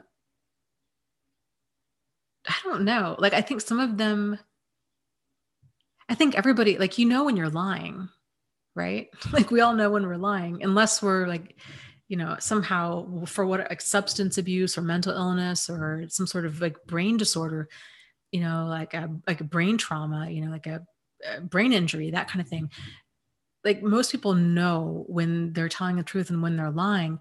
But I really think it's that they are fighting the reality, the truth so much that they stick to their story, and then they get upset because you don't believe them. Not necessarily because of, it has nothing to do with the truth. I think it's just they're offended that you don't believe them is what it is. It's sort of like a little kid or even a teenager, right? That lies, and you catch them in that lie. And then all of a sudden they get really upset, but you're on to them, and they're going to keep fighting it because they've already kind of taken things. Well, criminals, a perfect example. It's the whole concept of in prison, everybody claims that they're innocent, especially people that have done really horrible things, murderers, those kinds of things. It's pulling teeth to get the truth out from them, because they'll only admit to that bare minimum that, and then it's just all kinds of excuses and nonsense and lies and red herrings, and they're throwing you off the trail, and they're fighting things, and they're blaming you, and they're blaming somebody else, and they're saying that they're mentally ill, and or blaming alcohol. I mean, it's just nonstop. And,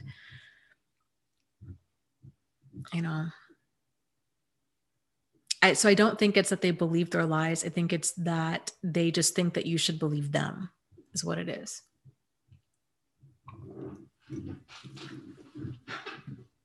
Okay, let me scroll down here.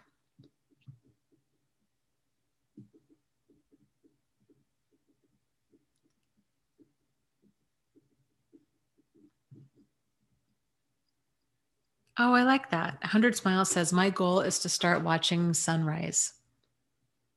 Yeah, I like that. It's a good goal. That would be a very peaceful goal.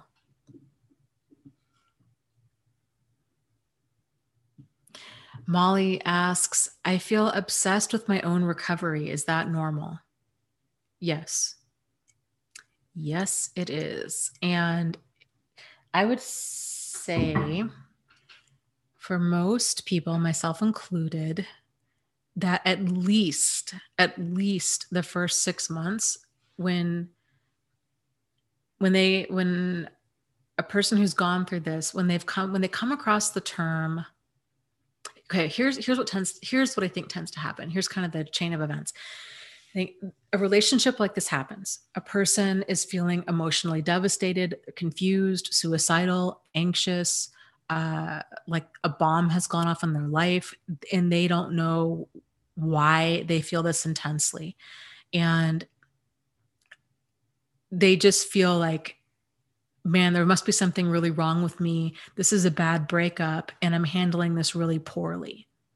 And they don't know what's going on. And other people around them don't know what's going on. Like, boy, why are you having such an extreme reaction? Like, you should be glad they're gone, is kind of the mentality of other people. Just kind of like, well, that guy or that gal was a jerk, and now you're free. So be happy now because you're free. I would imagine it's very similar to like when, slaves were freed, or when, Jews were rescued from like the Holocaust camps. It was this idea of, you were so oppressed and so abused and mistreated for so long, but now you're free. So yay. Right. And of course, like, those people didn't just, like, that was when their journey just began, but I guess you don't think about that till you're in it. Right.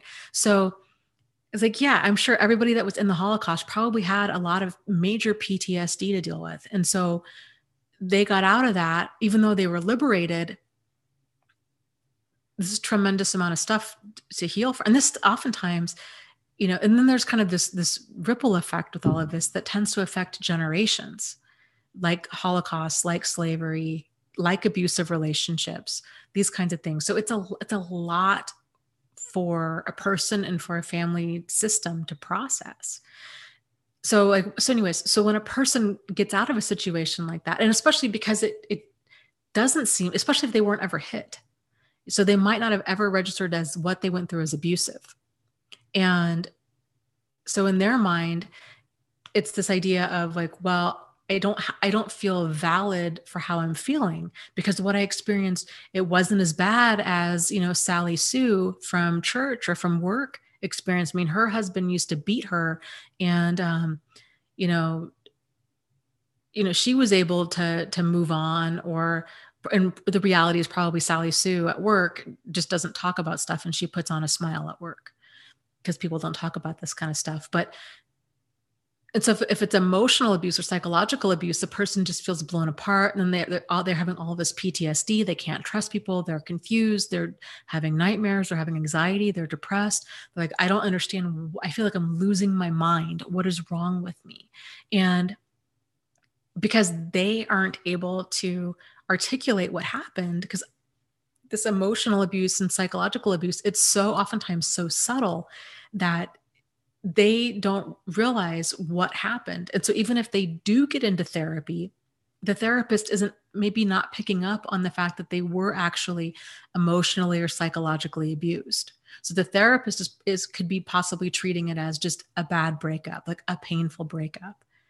And maybe the person that went through it is kind of thinking like, I've never felt like anything like this before. I don't know what's wrong with me. Like I guess it is a bad breakup, but it feels like so much more than that. But they're not able to articulate it. And so anyways, okay, so that's kind of like this first phase, right? So then they're kind of like lost in the fog of trying to figure out, why do I feel this way? What's wrong with me? I'm so intense. I'm feeling so intense. Who has the issue? Is it me? Is it them? Was it us? Could things have been saved? Did I just lose the most, problematic person I've ever met? Or have I lost my soulmate? Like, I can't tell. And they're just all over the place. And then, but when they do come across the word or the words like narcissist or sociopath or psychopath, and they start reading up on it, or maybe certain key terms like gaslighting or psychological abuse or projection are some of the main ones, love bombing, then things start to come into focus. And then so they might be years down the road and they start coming across these terms, and it's just this moment of like excitement and panic, and it just kicks everything back up again because they're like, bingo, that's it. That's it. This is exactly what I described. I knew what I experienced wasn't normal, and I knew how I felt afterwards wasn't normal. And this is what this was. And so then they get on this mission of trying to figure out what on earth happened, and what is a narcissist, what is a sociopath, what is a psychopath, what is CPTSD, what are all of these things. And then they're kind of in this like researching phase where they're gathering up these pieces to this puzzle in an attempt to get that clarity. And the challenge with that is, so it's almost like starting over back at square one again, because with the more information, and I think it's a needed step. It's just, there's no way around it. Like, that's just going to happen. The more pieces to the puzzle that they have, then they see their whole relationship through a totally different lens.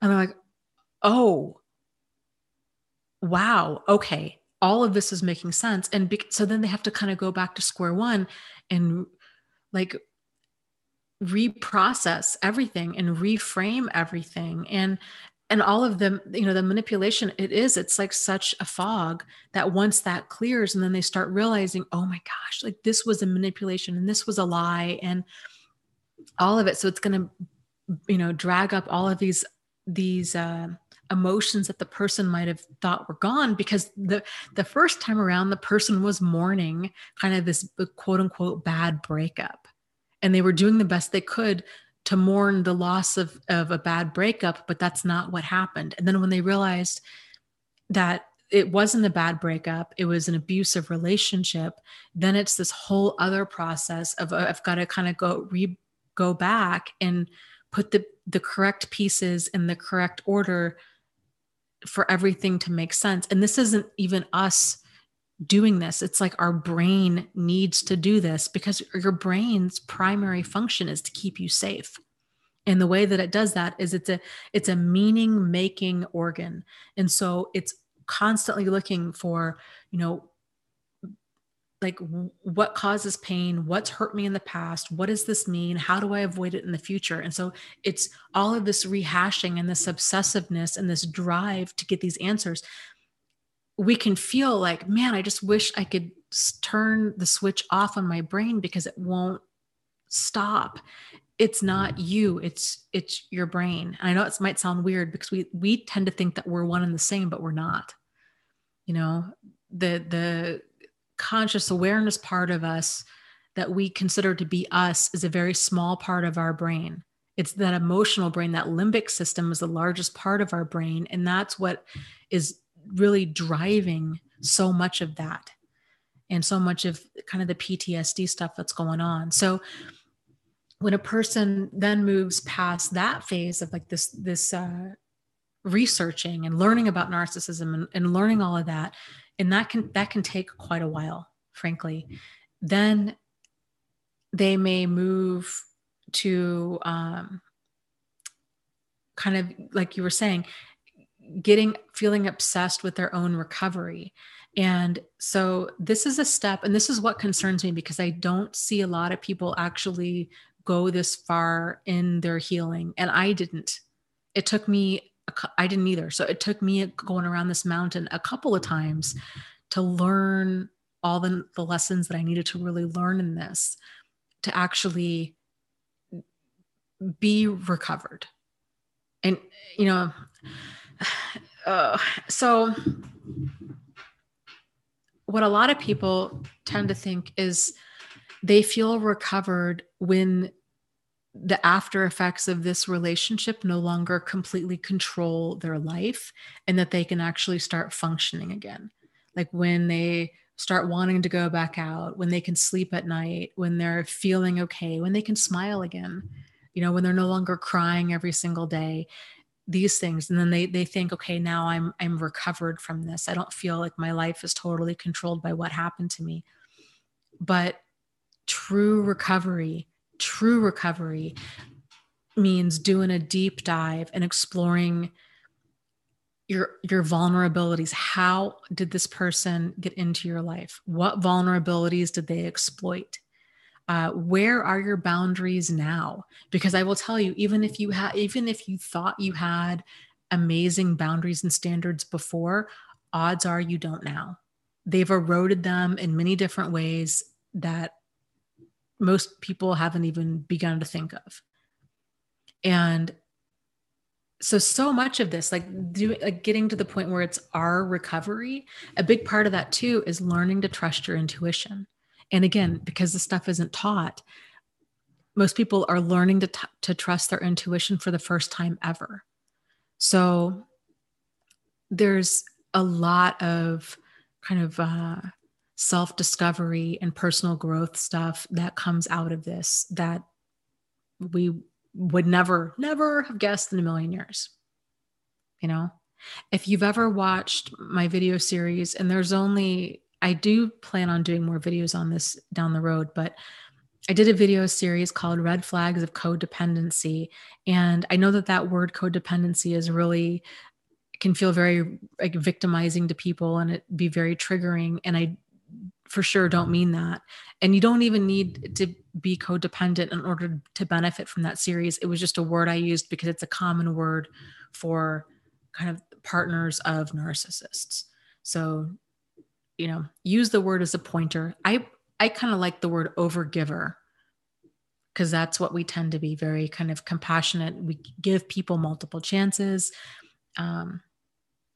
I didn't identify with the concept of codependency at all for a very long time. I thought, I'm independent. I'm okay with being single. Like, you know, had I known, you know, I didn't give Jack and Steve second chances. Like when I found out, and again, granted, my situations were so extreme that it was very easy to not give second chances, because I found out so much that like there was no going back. But so I didn't identify with codependency. And but what I learned in that whole process was I had really, I struggled with having healthy boundaries and didn't realize it. And I struggled with, so a lot of people struggle with boundaries, like we were talking about earlier in the live stream, boundaries between total strangers, between friends, between family members. Again, the stuff is not taught. So the reality is, I think it can be helpful for us not to question, like, you know, is this an issue in our life? But how is this an issue in our life? Because I just don't buy it. I mean, if this stuff isn't taught to a person, society teaches us the exact opposite. Like if you watch any, fairy tale or romantic comedy or any of this garbage out there about love. It's all this codependent, enmeshed nonsense. Garbage, garbage, garbage, garbage. This, you complete me. True love conquers everything. Love is all we need. Forgive and forget. Let this person back in your life. Second chances. People can change. All of this stuff, kind of, Beauty and the Beast. You pull the thorn from the monster's paw, and you can tame the beast if you can do. It's just a boatload of garbage that we're taught. So not only is appropriate life skills not taught, the exact opposite. It's basically, we're all taught how to be incredibly dysfunctional. So you don't even need to come from like a majorly dysfunctional family. You just need to have the stuff not taught to you in the right way in order for this to really radically, impact your life. But the real recovery part is it's getting in tune with your emotions, getting in tune with your intuition, and learning kind of what healthy love is, feel those feelings of learning what healthy boundaries are, learning how to tell the difference between a problematic situation and a normal or a healthy situation. And a lot of that just goes back to how you feel.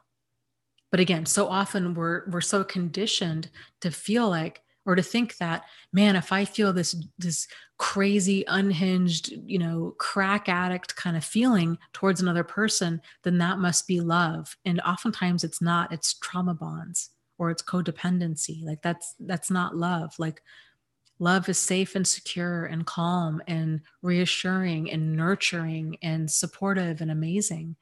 So, sorting this stuff out. And then here's the other piece of the puzzle is, so what I see a lot, this happened in my own life. Like, my mom went to a lot of CODA meetings and Al-Anon and really was, dove into her own recovery. And I remember getting upset with her not too long ago, like a couple years ago, and being like, why didn't you tell me about any of this? Like, why didn't you teach me any of this? And it never even dawned on her. Like, she really thought, she was the one that was in these relationships. She was the one that had this incredibly messed up childhood. And it just didn't dawn on her that this stuff needed to be talked about and passed down. And so she did the best she could. I don't fault her for that, but I thought that was I think that's something that we all get tripped up in. We think, well, it was just us. Like, I got caught up with this abusive person. This was my issue. So now that me and my children or what have you are out of this, then problem solved. And the reality is, no, now we need to talk to these kids about kind of what's healthy and what's problematic, and trauma bonds, and, healthy love and expectation and all of that stuff. So they don't then go and repeat the cycle. And even if you don't have children yet, and you do find this partner and you are happily ever after, to still talk about all of this stuff with children, because these people are emotional manipulators and they manipulate emotions, and we all have emotions and we can all be manipulated and we all have vulnerabilities. It's part of being human. And so it's really important to have these discussions. So yeah, hey, Doug. Hello, Doug. Thank you for the live stream donation. Says Dana, thank you for doing these live streams and helping me and so many people. You are a healing soul. Be well. Well, thank you, Doug. And you are too. I really enjoy your presence, and you're just a ray of sunshine. every time you pop in here and spend time, it's just, you are a healing soul too. So thank you.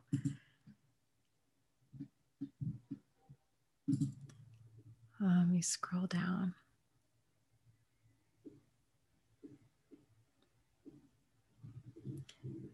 Get some water here. Oh, let me take a moment to tell you too. So I've been working on I have a handful of book projects. There's so much that I want, that I feel like I really need to share with people that are going through this. And the goal is I'm hoping that it will shave years off of the learning curve for you. So I had put out, if you've been following what I've been doing, then you know the whole journey to frustration that has been this first book. But hold on, there we go. So my first book is called Start Here, and it's at the formatters now. It's done. It's finally flipping done. I had released it back in April, I think it was. I'd put it up for pre-sale, and then it was like this whole series of events. Like I got tendonitis in my wrist. I ended up developing pneumonia. My apartment flooded. I had to move out. And then it was like my body just shut down. And I don't know, it was a awful, stressful time. So there were quite a few people that had ordered that book, and I took it off Amazon, and it was a mess. I emailed them. I'm like, I can't get this book out. I thought it normally would not have been a problem, but I had pneumonia. I'm like, I have no energy to dedicate to this. And I can't. And they ended up publishing the draft that I had uploaded, which was like a draft. Like it had my editor's notes in there. It had notes to myself in there. It was, it was like a working final draft, but it was still, whoever opened it must have just thought, what on earth is this? So if that's you and you have one of those copies, please know, I'm sorry that it took me so long to get this book done, but it is done and it will be back out. And so if you did order a book, I'm hoping to have it uploaded to Amazon and live by the live stream next week. So if you bought a copy, I think I have to email Amazon and have them send out the new copy to the people that ordered it via ebook before, but that's where that is. But also the good news is, because I kind of got the wind under my sails again with all of that, or yeah, that's the saying, right? Wind in my sails. I got my second book is almost done, which is super exciting. So my first book, if you've been kind of listening to me have my nervous breakdowns about it, my first book is frequently asked questions. So my first book is really like a reference manual, and it has all of the common, like the most, not even common, like common and helpful definitions. And there's probably like, I don't even know, maybe around 50, like there's quite a few definitions that I feel like this is what's going to help you. So it's all kinds of terms are in alphabetical order. In the beginning, there's a clickable table of contents. So this way you don't have to read the book from front cover to back cover. Like people are busy. I get it. You can go directly and look up the term, like what is a flying monkey? What is parentification? What is overt narcissist? What is, somatic narcissist? What is like any and every term that you're going to hear in a support group, and that I feel is really going to help contribute to your understanding of this is in there. There's also frequently asked questions. There's how to do a safety plan. And, there's quite a few frequently asked questions. It's basically the book I wish I had, and the book that I wished I'd had to be able to give to other people when they were trying to get caught up to speed with it. There's also a section in there for friends and family, therapists, domestic violence workers, like whoever is trying to help somebody get out of an abusive relationship, basically how to go about that, how to be supportive, how to listen, how to talk about it. So I hope it's helpful, and I will talk more about it when it is for sure out. The second book that's coming out is called Out of the Fog. And it's a comparison, it's a compare and contrast of a lot of the concepts in the first book. So the first book talks about, kind of what is codependency, what is, love bombing, these kinds of things. The second book takes it deeper. So it goes the difference between, and it's all of the common ways that I see people, myself included, get caught up with, okay, but is this love, or is this love bombing, or is this, future faking, or is this sincerity, or is this, is this commitment, or is this codependency? So it's really doing, are they a narcissist, or do they just have kind of narcissistic tendencies? Sorting out these different concepts, because when you're in it, and we've all been in it, when you're in it, that manipulation and that dysfunction, it's like trying to run through quicksand. It's like being lost in the fog. That's why the book is called Out of the Fog. So it's trying to see a situation clearly when you're being manipulated is really, really difficult. So it might seem kind of redundant from like the first book, but I think it's very much needed, because I see people every day, throughout the day, get tripped up with these concepts. And again, there's maybe the second book, I don't even know, 50 at least. They're what I call thought holes, which are much like a pothole. Like what a pothole does to your vehicle, a thought hole does to your thinking, and both result in damage. So, pothole damages your car. A thought hole can really damage, it can damage your life. And a person doesn't realize that they hit a thought hole until oftentimes much further down the road. That's the hard part. It's kind of this well-intended bad advice. Like we don't even see it coming. Yeah, Ben says gaslighting was a game changer for me, understanding what was happening. Yep. Kevin says, yep, and word salad.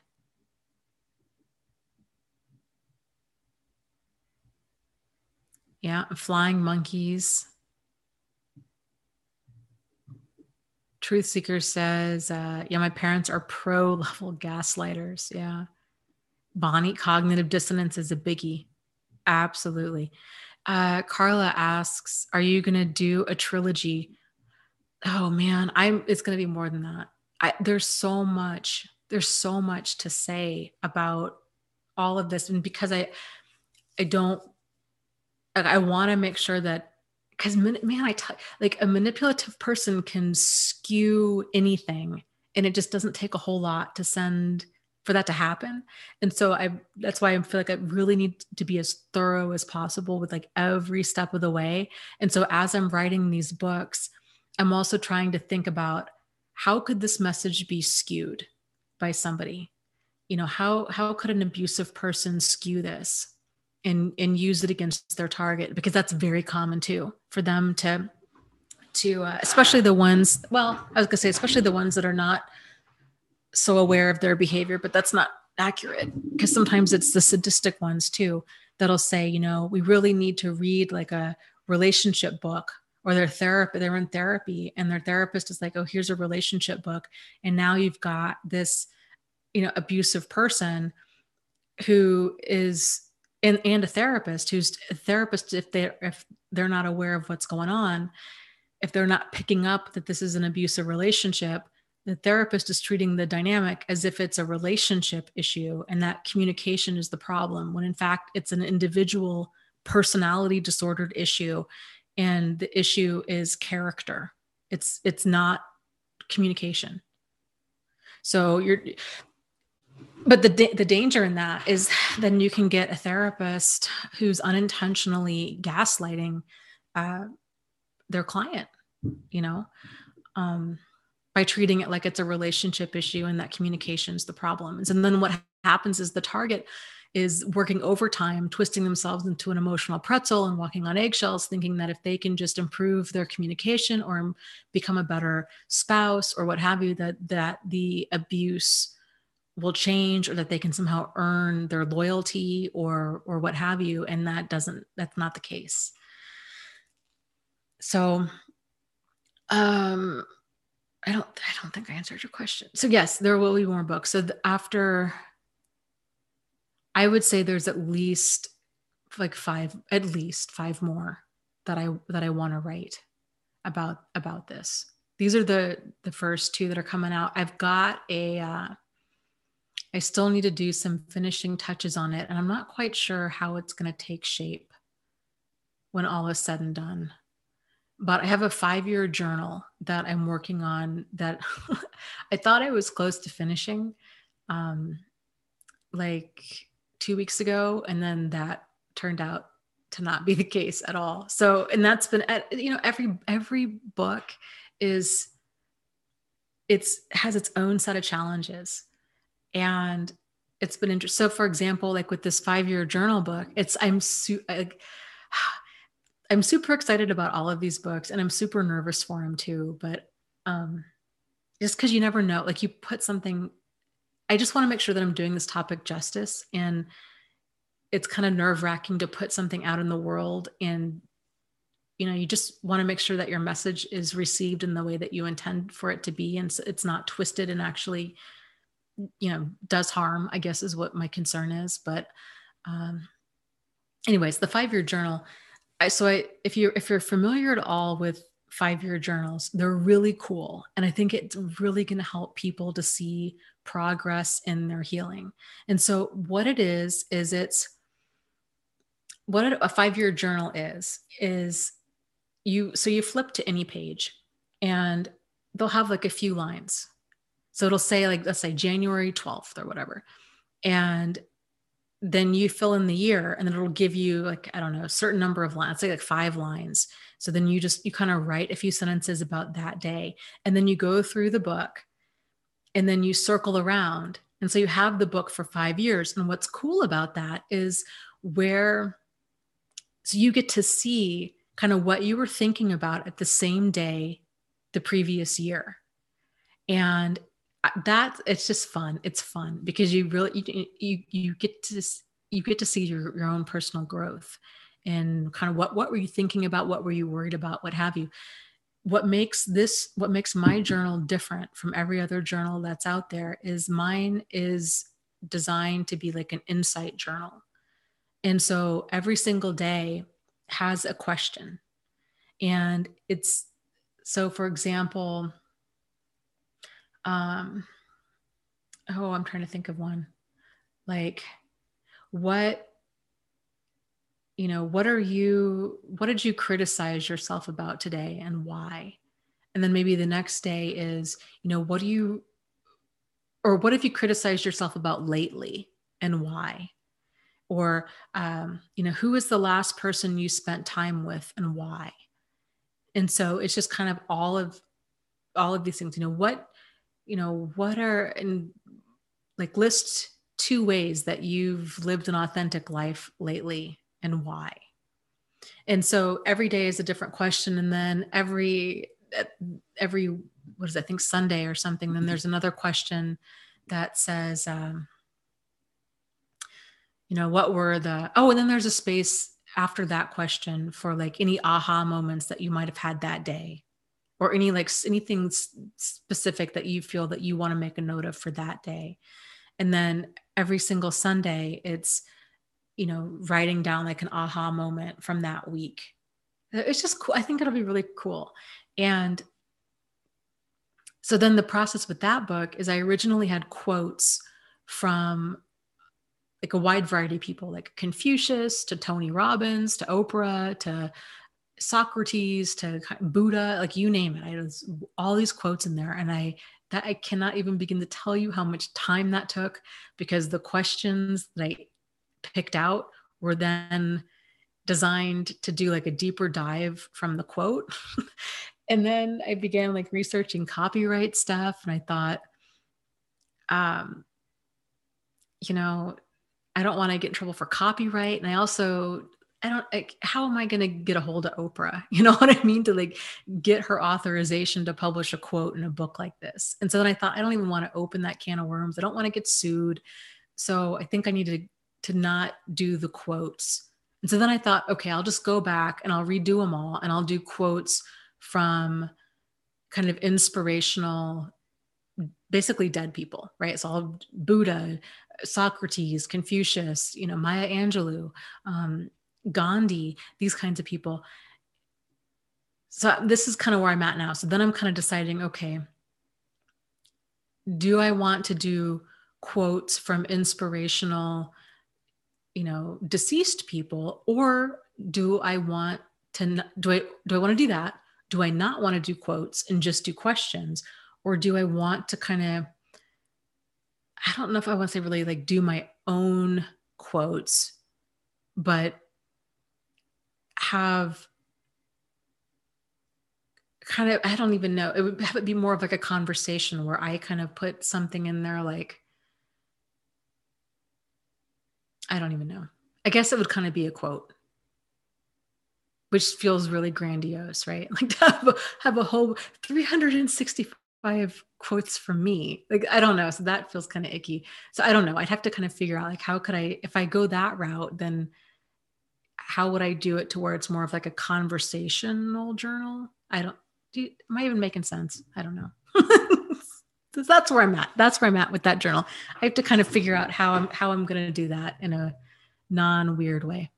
Missouri Cowboy says, thank you for your book of definitions. This will allow clarity in communication by standardizing narc abuse terms. Thank you. And thank you for the donation and for your support with that. I do think it's really going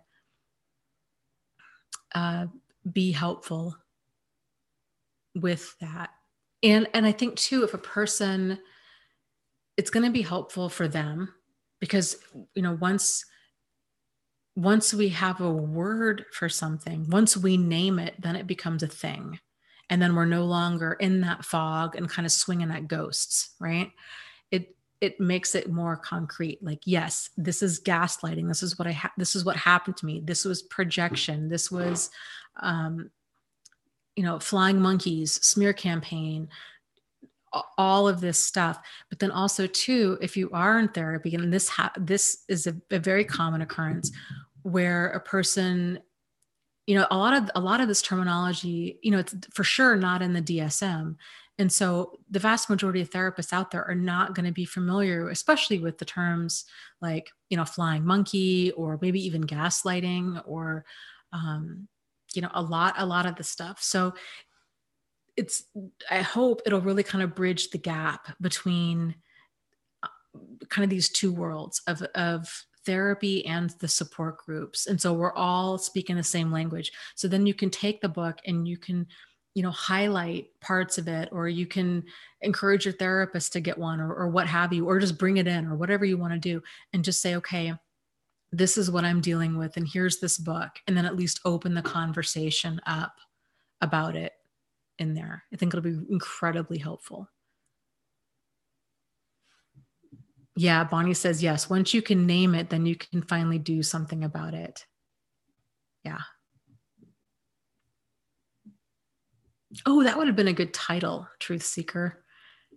Truth Seeker says, the Narc Speak Dictionary. I'm going to write that. Oh, that's good. That is.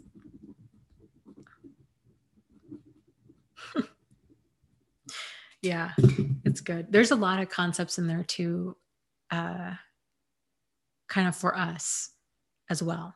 Like I go over anticipation and what that means, and how to do that, how to start anticipating the being knocked off balance is basically what it is. Ivy says, do they all have personality disorders? That's a big question. And it's a tricky question, because it's, technically speaking, a personality disorder can only be officially, diagnosed by a mental health clinician that's licensed to be able to diagnose personality disorders. So basically you're talking somebody master's level and beyond, therapist, psychiatrist, psychologist, kind of a person. However, and this is where it gets tricky. So the vast majority of them probably will never be officially diagnosed. So, there's that. But then even still, a lot of the time they get misdiagnosed, they go undiagnosed. there's really to me, what it boils down to, the important points of this is if a person has a pervasive, so ongoing and persistent, so, pervasive and persistent, like if it's this kind of, if it's interwoven kind of throughout their personality, if it's problematic and if it's ongoing and it's causing disruption in their life or in the lives of those around them, whether or not they realize it, then it's generally considered a personality disorder. So, and frankly, you could even back this up a step, because what happens is people tend to start thinking these things in very black and white terms. Like either this person has a personality disorder or they don't. And it's not such a black and white line. Like it's really on a spectrum. And, especially with the new DSM talks about it in terms of traits. So their wording in there is, which there's pros and cons to that too, because it can confuse people, but it talks about personality disorders in terms of traits, because if you think about it, there's no such thing really as a personality disorder. There's just personalities. And those that we consider disordered have personalities that are so destructive and damaging and so kind of problematic that they can't work as a team, especially when you're talking about kind of these cluster B disorders, like borderline, histrionic, antisocial, narcissistic. And each personality disorder has different features to it. So there is a difference between a lot of them. But, if you're talking like narcissists and sociopaths or psychopaths, they oftentimes don't realize that they have a problem. It's everybody else that has a problem, but they use, they abuse, they exploit, they neglect. There's this trail of trauma and tears behind them. And they're just a tornado, like a Tasmanian devil, like everywhere they go, or maybe not even everywhere they go, to select targets that they hit is probably a better way to put that, because they might do fine at work, but then at home, they're a total monster.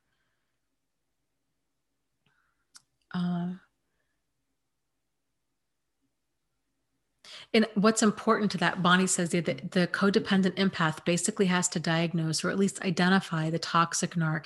Then you can avoid them or get away from them and know how to deal with them. Yes. And that's the most important point in all of this is for us to kind of, these words are all pointers. And especially when you're talking about personality disorder stuff, because it's not, so it might feel like it's important for us to figure out, okay, who's a narcissist and who's a sociopath and who isn't.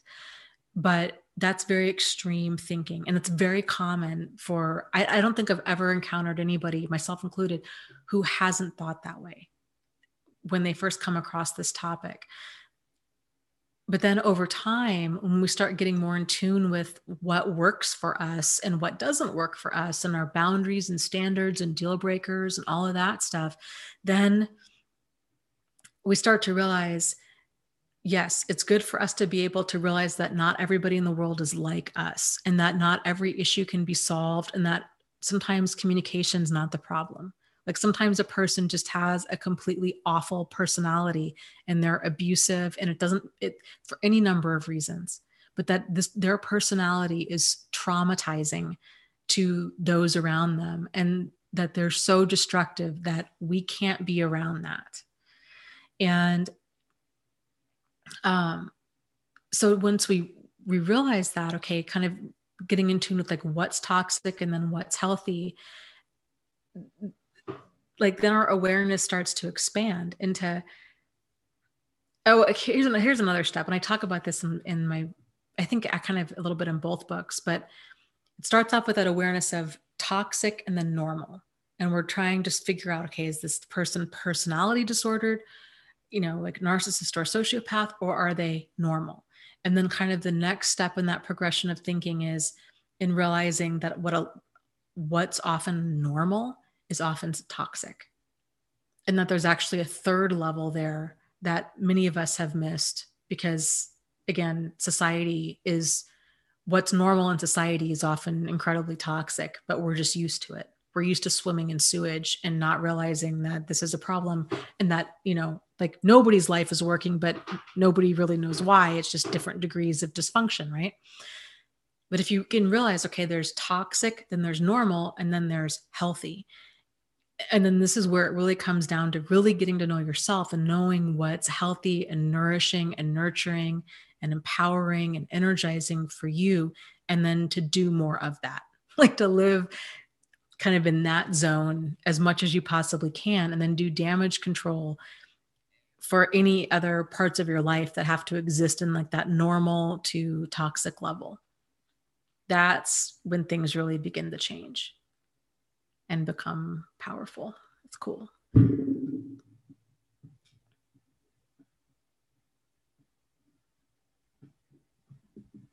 And, the DSM is, you can Google a lot of this stuff if you want to know kind of what is the DSM definition of a narcissist or, antisocial personality disorder, and then kind of what would qualify for it, and again, and this kind of goes back to like trying to kind of avoid that like slippery slope thinking of trying to sort out like, well, this person lies and cheats, but are they a narcissist?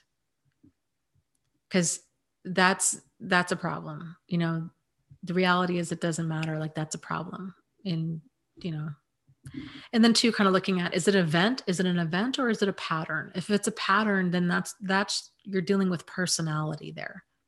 If it's an event, like the person has, but even still, right? Like if a person cheats once, it's still a huge problem. It's still going to cause major damage in a relationship that may not be able to recover from it. And should you recover from it? And, it's still a hot mess. But if anything's a pattern, if there's a pattern of abuse or addiction or, adultery or, controlling, condescending, crazy making, any of this kind of stuff, that's going to really negatively impact like your sanity and your safety. And so that's where like having deal breakers and stuff come into play, where if we can get to that place where like, you know what, if something is perpetually confusing, if it's crazy making, if it's condescending and criticizing and controlling, and anything that's kind of persistently toxic to me, like I'm out of there. Like it doesn't matter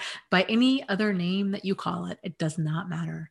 I'm out of there. I'm not doing that anymore. I'm going to go be in the zone with other people that are in the zone.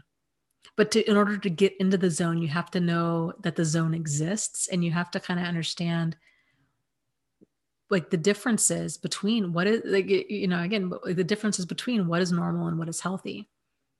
Because that's a big thought hole that a lot of people get caught up in, myself included, where they get out of these relationships and they're shell shocked. They have PTSD and they're like, I don't trust my judgment. I don't trust other people. I don't know how to keep myself safe. I just want to isolate. And if they start dating again, and if they start experiencing red flags, what tends to happen is then they start to feel like, oh no, what's wrong with me? I must have issues. I must be broken. And like, they're kind of back. There's just all kinds of like mental anguish and emotional anguish that's going on because like they're experiencing red flags, but they're now aware of it. Whereas before they would have just glossed over. If really that's what's happening, before they would have glossed over it. But now because they've experienced this traumatizing person and this traumatizing relationship, they're aware of how these red flags can play out and the damage that can really be done. And we often, we call that PTSD, and that's a lot of it, but a lot of it's waking up. Like it's this new, and this is where I love it because it's this new level of awareness. It's where you guys can become the caterpillar, me too, right? Like becoming the caterpillar into the butterfly. So it's so common to second guess ourselves, but then where we get into trouble is if we're asking people around us, coworkers, family, friends, maybe even therapists, people that aren't awake to this, and we're asking them for validation. This is what I'm experiencing. Is this a problem? Depending on how healthy or toxic they are is going to depend on the answer they give you. So for example, if you're hanging out with a bunch of people that, are alcoholics, another person's drinking isn't probably going to register as a problem to them, especially if that person drinks less than they do. So for them, they're like, oh, you just need to lighten up, like, she just got off work and yeah, you know what? So what? Like she had 6 beers and, so she's got a couple, like they're going to justify it. But if it's not, and so that's the learning part in this is it doesn't matter what other people think. It only matters what works for you. Like your life is not a democracy. Other people don't get to vote on it, but it's a new way of thinking. And so in interacting with people and perceiving behavior and everything, it's really common for people to think, I'm going crazy. I see red flags everywhere. What's wrong with me? I'm losing my mind. I'm making a big deal out of everything. And in fact, that's how you feel. And I get it because I was there too. But what really is happening is you're seeing the world clearly for perhaps the first time ever. And it's terrifying. And you've got PTSD on top of that, right? So, and it takes those PTSD type symptoms, those do tend to calm down in time, just kind of FYI. So I don't know, it's quite the journey through all of this, but man, is it worth it? Banaz says, yeah, your life isn't a democracy and people aren't allowed to comment on it. That's so true, Dana. Yeah, they don't get to vote. Yes, New Chris, very valid point. Let's discuss that. New Chris says, I hate to spoil the party, but as more and more people are using the terminology, especially with Trump in the news, won't narcissists get smarter and more difficult to detect? The ones that are so more aware of their behavior will. Yeah. But here's where I think this is going. Hold on. I've got to adjust my body in this chair. So here's where I think this is going. I think that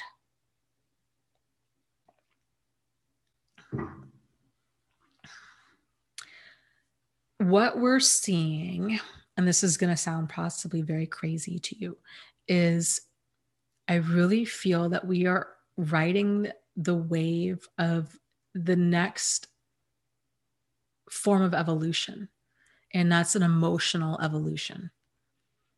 And so, yeah.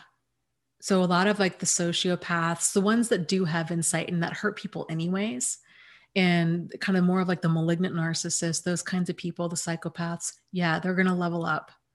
And then we're going to level up, and then they're going to level up, and then we're going to level up.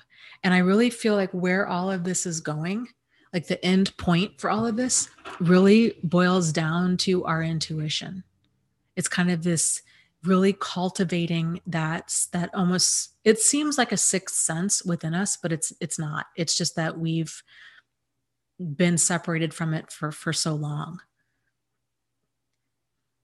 So I think that's where all this is going to really wind up. And I think this is a big part of why we're seeing it so much. I mean, my goodness, when I started all this, the YouTube channel, the support group, especially the support group, I started the YouTube channel thinking nobody was going to watch these videos, but hoping that the people that needed them would somehow find them. That was it. I had no expectations, okay, with that. And it's funny because people, like back then, I didn't look at any of my numbers for starters, because it wasn't about looking at numbers, but I guess I didn't like want to get discouraged. People were like, don't get discouraged. Like if nobody reads your blog or if nobody watches your videos, like it's really hard. And, it takes years to kind of cultivate, a community and to get your message out there. And so I didn't look at any of that. And then other people began emailing me and they're like, man, your stuff is really taken off. And I thought they were being nice. Like I didn't think but I had nothing to compare it to. So I didn't know. And then I started the Facebook group, and again, I had nothing to compare it to. So we had all of these people coming into the group. And then I seriously felt like a first responder at a terrible car accident. And, so my background was helping people at a domestic violence shelter. Max capacity was like 14 women and, a handful of children. And then to go from that to thousands or tens of thousands of people was absolutely overwhelming. Like I did not know how to handle that. And I didn't expect that at all. And so what I'm saying is this is a huge issue. Like it's like an epidemic that nobody's aware of. It's really, really wild. And so, for me, like when I was sharing my story, I really had the mindset of, this is a pretty rare thing. Estimates are like, I don't know, 3% or so of the population is considered a sociopath. Like what happened to me, pretty rare. I hope I'll reach those other people that are affected by this very small percentage of society. That was kind of my thinking. But then so many people were just coming out of the woodwork and being like, oh my God, that happened to me and that happened to me and that happened to me. And that was when I realized this is just like a massive, massive problem. And how is this not being discussed? Which makes me go back to, I think the reason this is such a huge problem is this is it. This is this next stage. And I mean, I know it sounds weird, but this is kind of this next stage in evolution is we're all going to get really in tune with our intuition and our emotions and perceiving things and kind of healthy boundaries and everything. And this stuff, there's this evolution of this stuff that we can like legitimately see now. I mean, look at online dating scammers, right? 10 years ago, if you not even that, like probably 5 years ago, they were very predictable. Like you could tell a person, here's the thing. If you meet somebody online and they have an accent and they're overseas and they're asking you for money and, they're not willing to talk to you on the phone, 100% it's a scam. You'd be done. But actually, let me back up. Before that, nobody knew that was even a thing. And people were getting scammed out of their life savings right and left because people took other people for face value. The internet scam cesspool was nothing like it is today. And so nobody had that on their radar. We assumed if you put up a picture of who you were, that was you. People thought if you put up a picture and you said that your name was Sally Sue, that you really were a 24-year-old cute little blonde that lived in Ohio named Sally Sue. Nobody thought that might be a 45-year-old, dude who's married, who is, like on the down low and likes to flirt with 24-year-old men. Like that wasn't on anybody's radar. So then it progressed to like online scam stuff, right? People were losing their money. So we had these, here's the thing. We had these rules. We had rules. We were trying to establish what is a safe space. Like these are the rules for evil, right? If they have an accent, they're overseas, they're asking you for money, they're love bombing. That's what a scammer looks like. Don't fall for it. But the thing is, evil doesn't have rules. And that's what's so important, because once we think that they do, and once we think that we can create a safe space, we've lost. We've got to continually turn inward and trust ourselves, because a lot of other people are not awake to this. Even other people that you think they must be, they have multiple PhDs in psychology. Surely they know about this. Knowing something, and actually knowledge is not power. It's application of knowledge that's power. And so a lot of people might know about this, but they don't know how to synthesize that information in a meaningful way to actually be able to help you, or even to be able to help themselves. So with scammers, right? Then the next evolution was they changed up their game. And what they began doing was they still lived overseas. Not all the time, but they still mainly live overseas. They have an accent. They won't Skype with you or FaceTime, but they'll talk to you on the phone. And they'll have an excuse as to why they have an accent. They'll say that they were born in London, or that they were raised in Jamaica, or that they just lived overseas for a long time. But really, and it's, again, like, if we want to believe it, we'll gloss over these red flags. And they'll keep trying to establish credibility. And so they do this in a variety. And I've heard some really wild stories. So then they might send some real common things that I've heard them doing lately. They'll send their target a long stemmed red rose, and then it'll be followed by like a small box of chocolate. And they might even have a person that they're claiming is either a small child or like an adult child, that they're like, oh, well, this adult child was at university. And that the adult child wants to know who their father is so in love with. So they're establishing all of this like social proof, right? That they really are who they say that they are. And they'll be back. They'll be back in 2 weeks. And then they start asking for money. And the reason people give them money is because nobody gives a stranger money, but you would give a person money if you felt like you were going to be if you were engaged to them, right? So they've really leveled up their game, because people don't think it's that law of reciprocity is what it is. Car dealerships are notorious for this. Banks do it. You go in, not so much anymore, but like it used to be, like you opened up an account, they gave you a toaster. You go to a car dealership, they give you a bottle of water or a drink.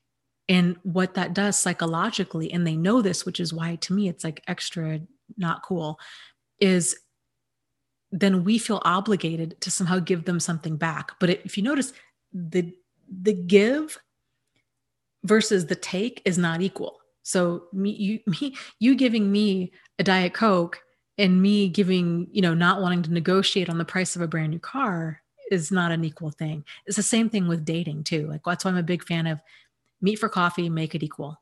Like, pay your own way, especially that first date. So you're not feeling psychologically like obligated to stay there and give your time to somebody, or that's basically it. Same with guys. Like, that way you're not feeling obligated to stay. Like, you can figure out if there's enough chemistry there to kind of move to step 2. But with online scammers, they give you a rose because people think, well, if they're trying to scam me out of money, why are they buying? Like, surely they're not going to be sending me things if they're not serious.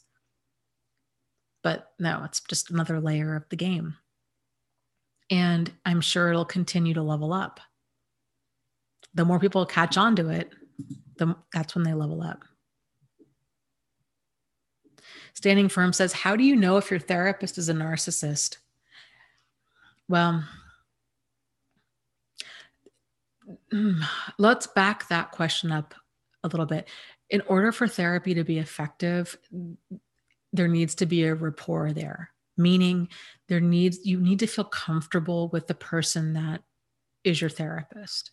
So you need to feel like that you trust them, that you're comfortable with them, that you're not feeling judged by them, that you can open up to them, that you feel like, you know what, I really value this person's feedback and insight. And I really feel like I'm getting somewhere, right? That you're not just going there to talk every single week, that there's actually, like, when I was in therapy, I kind of felt like, man, finally, I'm like, I feel like I'm, an Israelite, like following Moses through the desert. Like, do you know where you're going? Because we're just walking.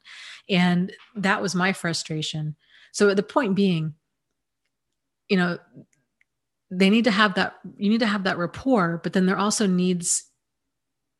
need to have an idea of what does effective therapy look like for you? So what are your goals for being in there? And so with that said, and this kind of goes back to like toxic, normal, and ideal, or it's that 80-10-10. So a toxic therapist, whether they're a narcissist, borderline personality disorder, who is kind of got that narcissism at the core, or if they're a sociopath, or if they're an alcoholic, or if they're a drug addict, or, if they're a sexual predator or what have you, if it's in that toxic pool, paying attention to how do you feel? Like, are you feeling creeped out? Are you feeling unsafe? Are you feeling that this is not, that this is toxic? Like, this is not working for you. If you're, and for whatever reason, like if you're not feeling that connection, then that's not the right therapist for you. And that also goes with that kind of the 80% in the middle that might not be for you too. They might not be, an alcoholic addict, predatory sociopath as a therapist. They might just not be the right therapist. They might be fantastic, but not right for you. That happens a lot too. So it's finding that 10% of somebody, that you have rapport with, that you have, that has that insight, that has, that you guys are, that you're on the same path. And that really should feel like more of a team member. That's what it is. It's feeling like, okay, we're going to be able to run a 3-legged race here. And you're going to be able to help kind of give me the work to do so that I can help us, that I can help myself, really is what I can help myself achieve the goals that I'm looking to achieve.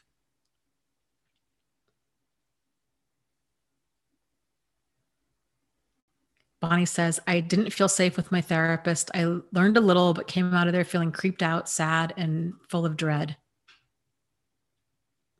It happens. I told the story before. I had a therapist in a like a body image kind of weight loss group who was a total creeper. And, like, they're out there. There's a lot of them out there. There's a lot of people in the support groups that have been, that have had really bad experiences with therapists. Kind of my general rule of thumb, I strongly encourage people, women especially, find a female therapist. The vast majority of the time, it doesn't end well. It's just not appropriate because somebody's going to develop feelings. Like, it's human nature. You're opening up to somebody. They're, and especially if they have their own unaddressed issues, even if they have addressed issues, everybody is human. Everybody has vulnerabilities. If the therapist is fresh out of a divorce and they're feeling lonely, and here you are, and you're lonely and you're telling your whole life story and you have so much in common, like, things can just get really inappropriate very fast. And even if they're not a predator, you know what I mean? So, and just personally speaking, I think you're better off, if you're a female, finding a female therapist.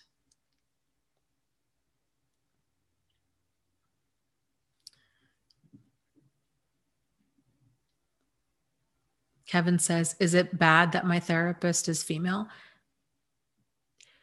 I think it's going to depend. It's going to depend on you. From what I have seen, is that more often than not, it's the female patients that end up with kind of predatory male therapists. I don't know if I've ever seen it the other way around. Not saying that doesn't happen. I'm sure that it does, but my guess would be not to the frequency of the other way around. But it goes back to, if you're starting to develop feelings for her, or vice versa, then that's a sign that you need to find another therapist.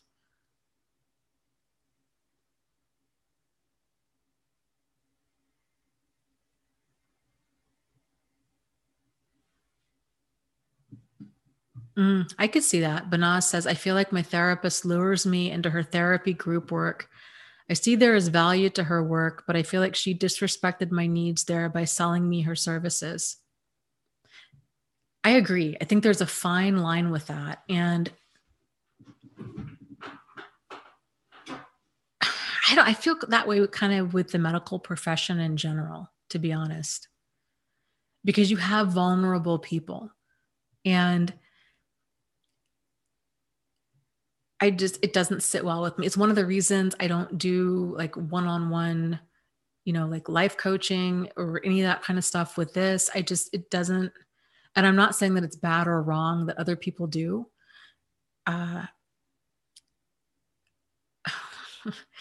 It's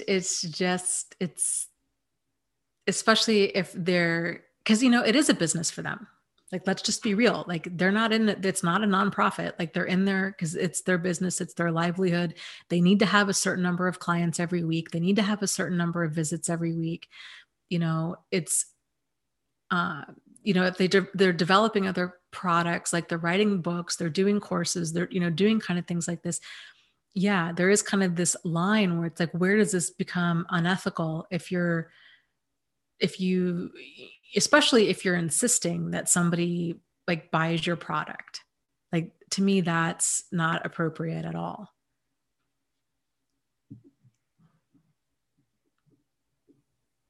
I agree. Standing Firm, I agree. Standing Firm says, I got more help in a few meetings at Coda than in from a year in therapy. Yeah, I agree.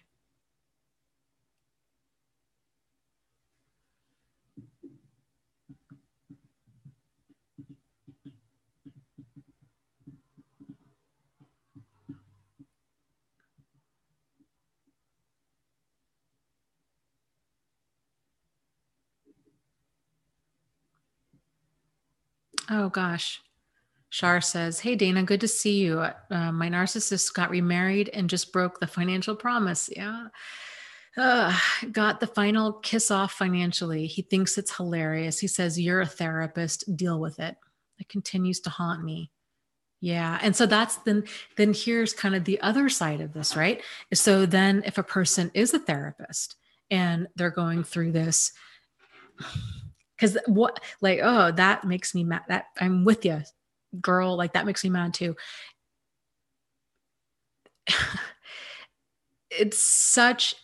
Talk about kicking the chair out from somebody, because if you've got a person that is a therapist or is in the mental health field whatsoever, and then they encounter this kind of pathological personality, and and then like there's this added layer of work that they have to do to kind of reinstill, like, it's just so much. I mean, when I was going through this, I used to teach this stuff at a domestic violence shelter. And so I really thought, I know this, right? Like, I know this really, really well. Like, I've been through hundreds of hours of domestic violence training and abuse training and crisis training and trauma training and all of this. And, and ended up in 2 different relationships in a fairly short amount of time. And so it really rattled me, because I just thought, like, I don't know, I'm not good at my job, is what the feeling was. And it was just awful. It was very awful. So I think there's a lot of people, mental health clinicians, that do get tangled up in this. And then that's kind of the added challenge that they have sorting through this is, how did this happen to me? I should have seen this coming. What's wrong with me? Do all of my other, kind of cohorts, am I missing something that everybody else gets? Like, what's going on? And the reality is, this stuff is just really, really not taught at any level. And it's one thing to teach it, and it's another thing to actually live it and go through it. And even though with all of the training that I went through, the thing that was most helpful for me was to be a part of a support group. That was the missing piece for me. And from what I've heard from tens of thousands of other people, that's the missing piece for them as well. It's hearing stories from other people and just getting that validation it's so huge. It's so huge. So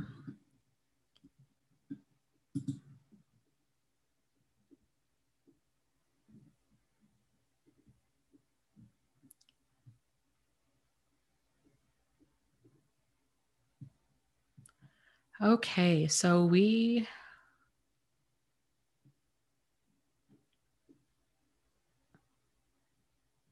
oh, yeah, Shar, I get it. Shar says, yeah, he's a true sociopath with a double life, 2 names. It's like a Dateline episode. How the hell could I have missed this? When people say I'm such a good therapist, I can't even process my own life.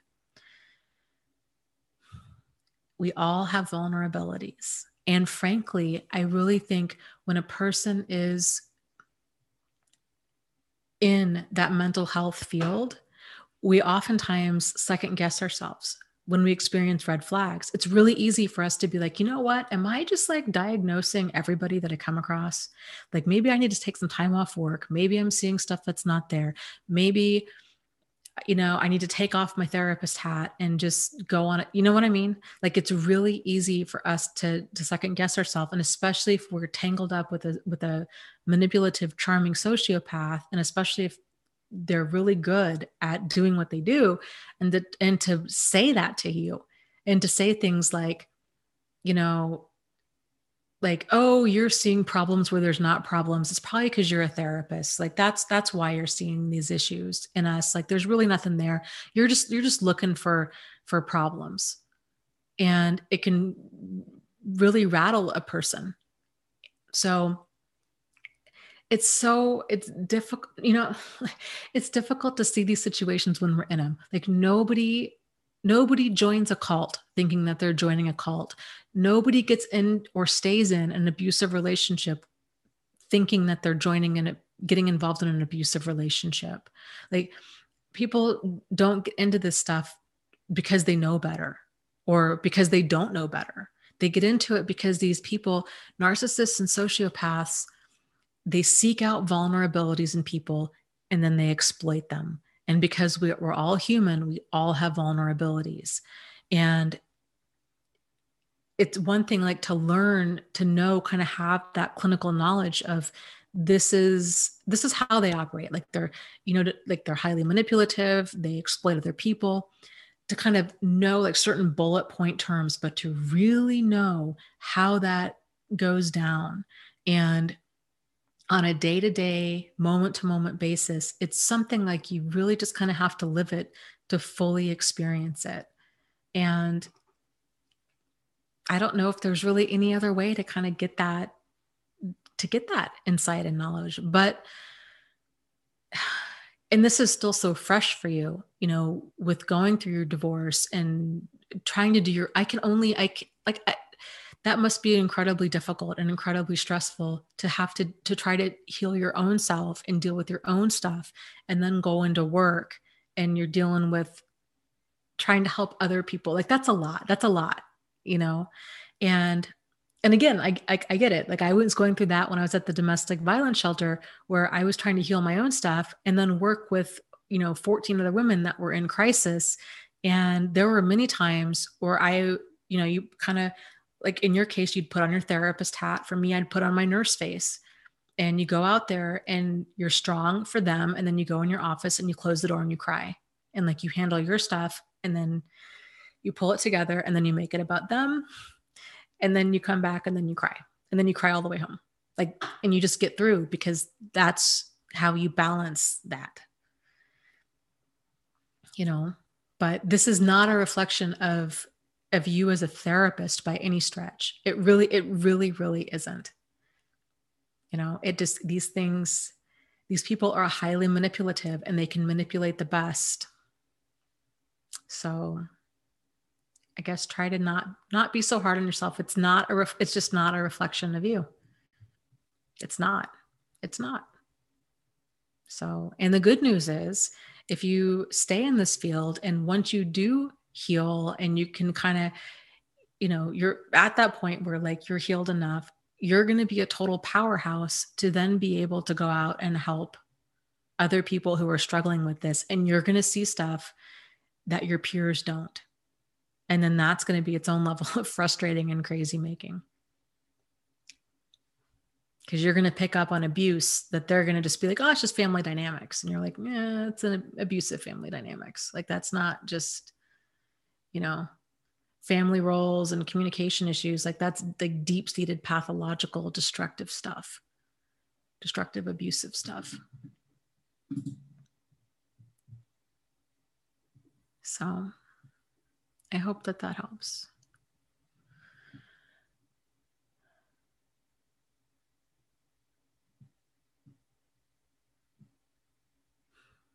She says, yeah, I cried all the way home.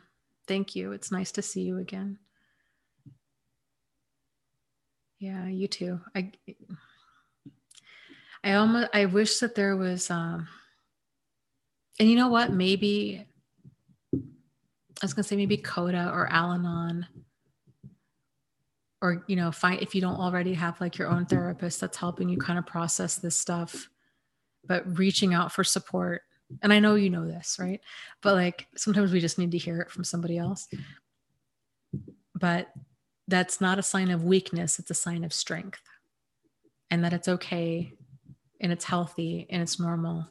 No, it's not normal. It's okay and it's healthy to reach out and get the help that you need during all of this. So, okay, guys. Oh my gosh, we are over. So if anybody's watching the clock, I apologize, but let's do a kind of, real quick, let me address that. True Seeker says, I hope that therapists unite and learn. I agree. To me, if I had a magic wand, what I would like to see happen is I would like to, and this I think will I think I will end up creating this in like the next 5 years. Okay. I would like to see something that has support groups that are free with, you know, like a ton of training, a ton of information, a lot of stuff, like just free resources. It's easily available.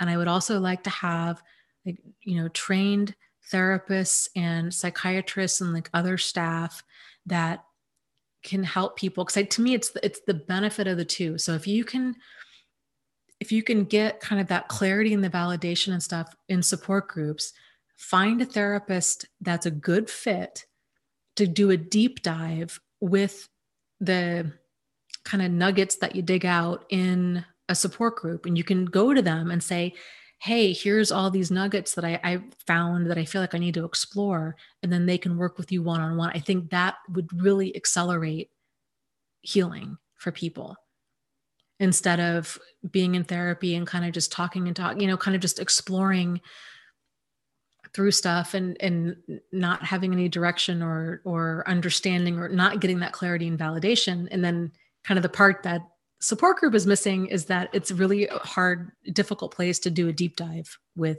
one-on-one stuff. So yeah, it's difficult.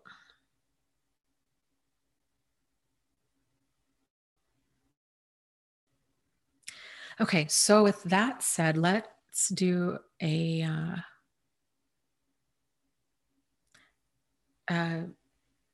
relaxation. What is that called? Relaxation. It's called relaxation. It's fantastic. I need to do it more often. So, okay. So get comfortable. Oh my gosh. Did you just hear my neck crack? Get comfortable. Oh, and just roll your neck around. And hopefully it doesn't sound anything like mine. Oh, just let that tension, let it go out of your body.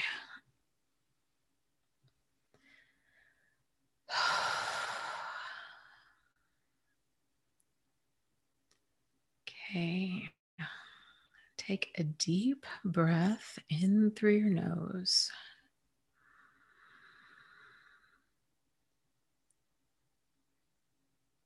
And exhale slowly out through your mouth.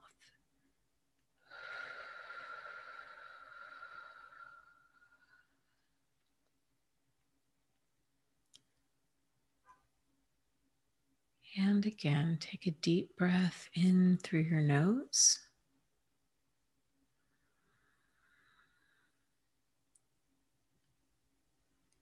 And exhale out through your mouth.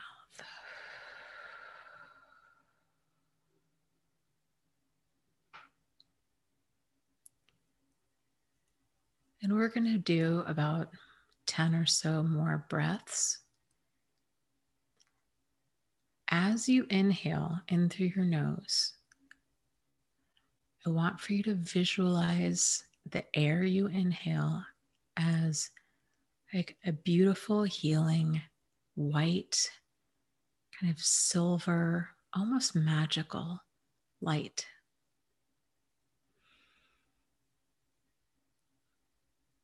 And as you exhale, assign it a color. So if you're struggling with anger, perhaps what you're exhaling is red. Or if you're feeling like you've been around a lot of negativity or toxicity lately, then maybe the color is like a swampy brown. If you're feeling bitterness, or maybe bitterness is blue, maybe envy is like a sharp green color. You decide the colors. You give your emotions a color. But breathe in that white healing light. And breathe out those uncomfortable emotions.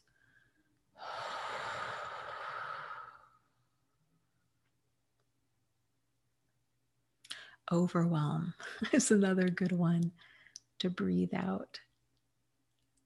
So assign that a color that feels right to you. Maybe it's a dark brown, maybe it's black, maybe it's gray.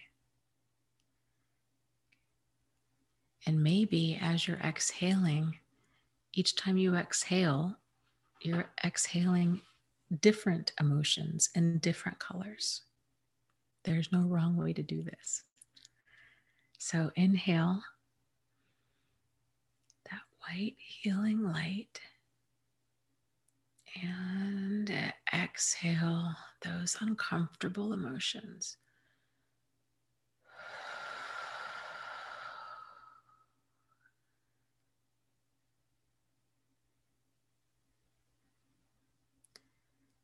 Inhale that white healing light.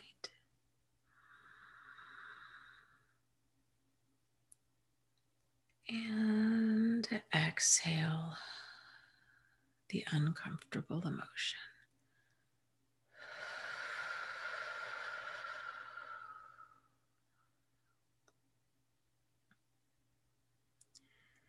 And with each inhale, visualize that white healing light taking up more and more space in your body. And with each exhale, imagine yourself pushing out those uncomfortable emotions and breathing them as far away from you as possible. So inhale through your nose.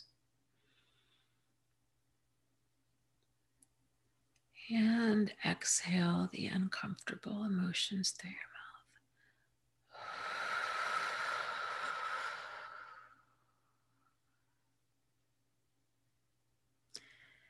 And notice how with each breath in, that white healing light just effortlessly takes up more and more space in your body.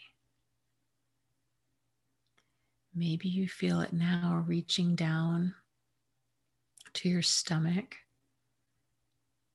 or your intestines, maybe even like your pelvic floor, and reaching up into your tops of your lungs, your throat, and your head.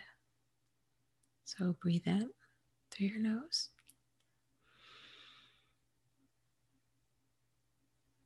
And breathe out the sludge.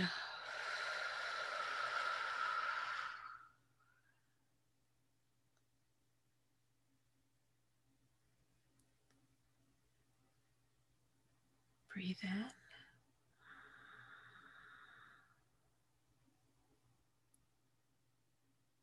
And breathe out.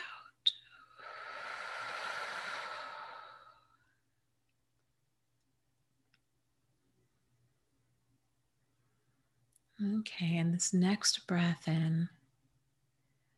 want you to visualize this breath reaching down into your hips and your thighs, all the way down into your knees. This white silver healing light.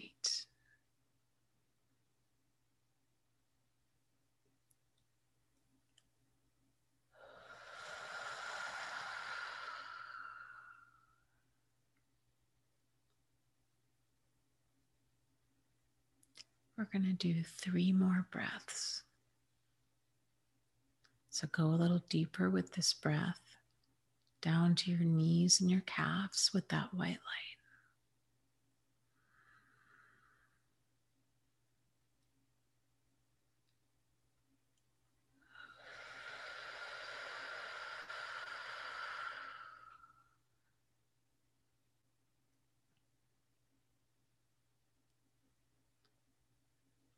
Down into your ankles and your feet, all the way into your toes.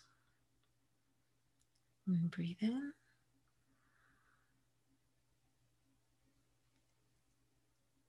And breathe out.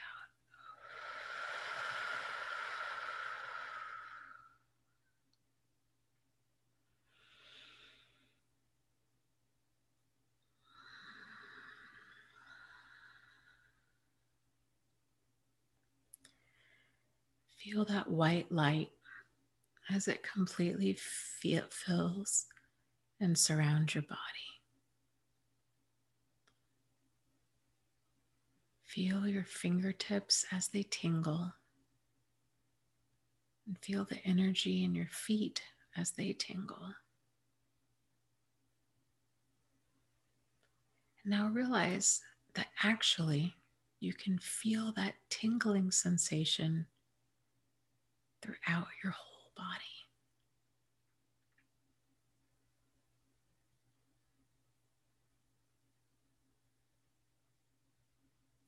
And this is your energy. And this healing, amazing white and silver light, as you can feel that tingling, imagine that light just dancing and swimming around every single cell in your body, healing it, repairing it, cleansing it, and just loving the process. That light is so excited that you've finally been able to let it in and let it just flow through you.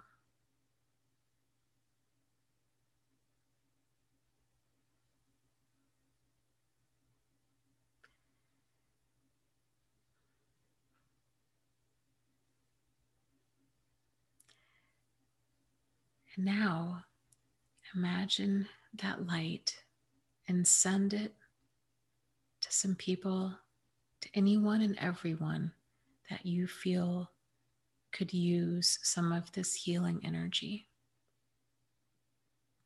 Might be people here in the chat tonight. It might be friends or family. Might be a total stranger that you saw on the bus today. Imagine giving them an energetic hug and sharing the gift of this amazing healing light with them.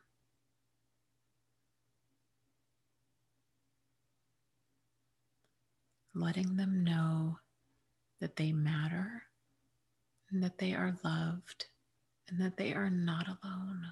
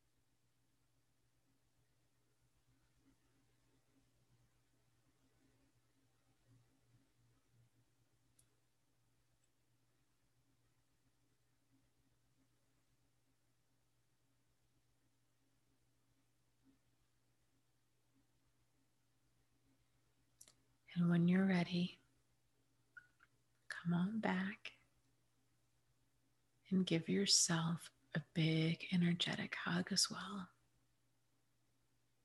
Realize that you matter, that you are not alone, and that you are loved.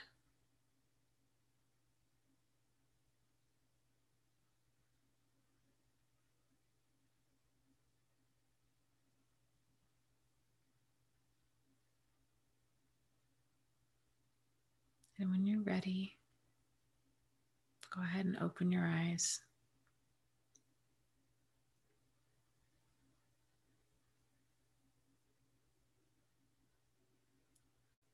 Okay. Welcome back.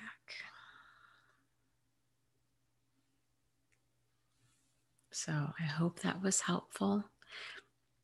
And if you guys didn't catch, we talked earlier in the stream about a really quick way to do like a grounding or a cleansing if you are feeling really weighted down by a lot of negativity or toxic energy or stress or overwhelm or any of that, to visualize a doorway. Okay, it can be an actual doorway. It can be one that you just visualize. It can be both. It could be every single doorway you walk underneath from here on out. And visualize that energy that you were just visualizing, that silver, white, sparkling, dancing, amazing energy as a never-ending waterfall, just cascading over that doorway, and visualizing yourself walking through it. And as you walk through it, all of that muck it just cleans it right off of you. It just disappears like smoke off of you. So it's some quick ways that you can get grounded and do that cleansing if you're at work or kind of what have you. Oh, I love that. Kevin says, today I decided to put my goals above my doorway to my bedroom. I like that. That's very cool. So Bonnie says, I really like this. I love this meditation, Dana. It's like becoming transported to a happy planet. Well, good.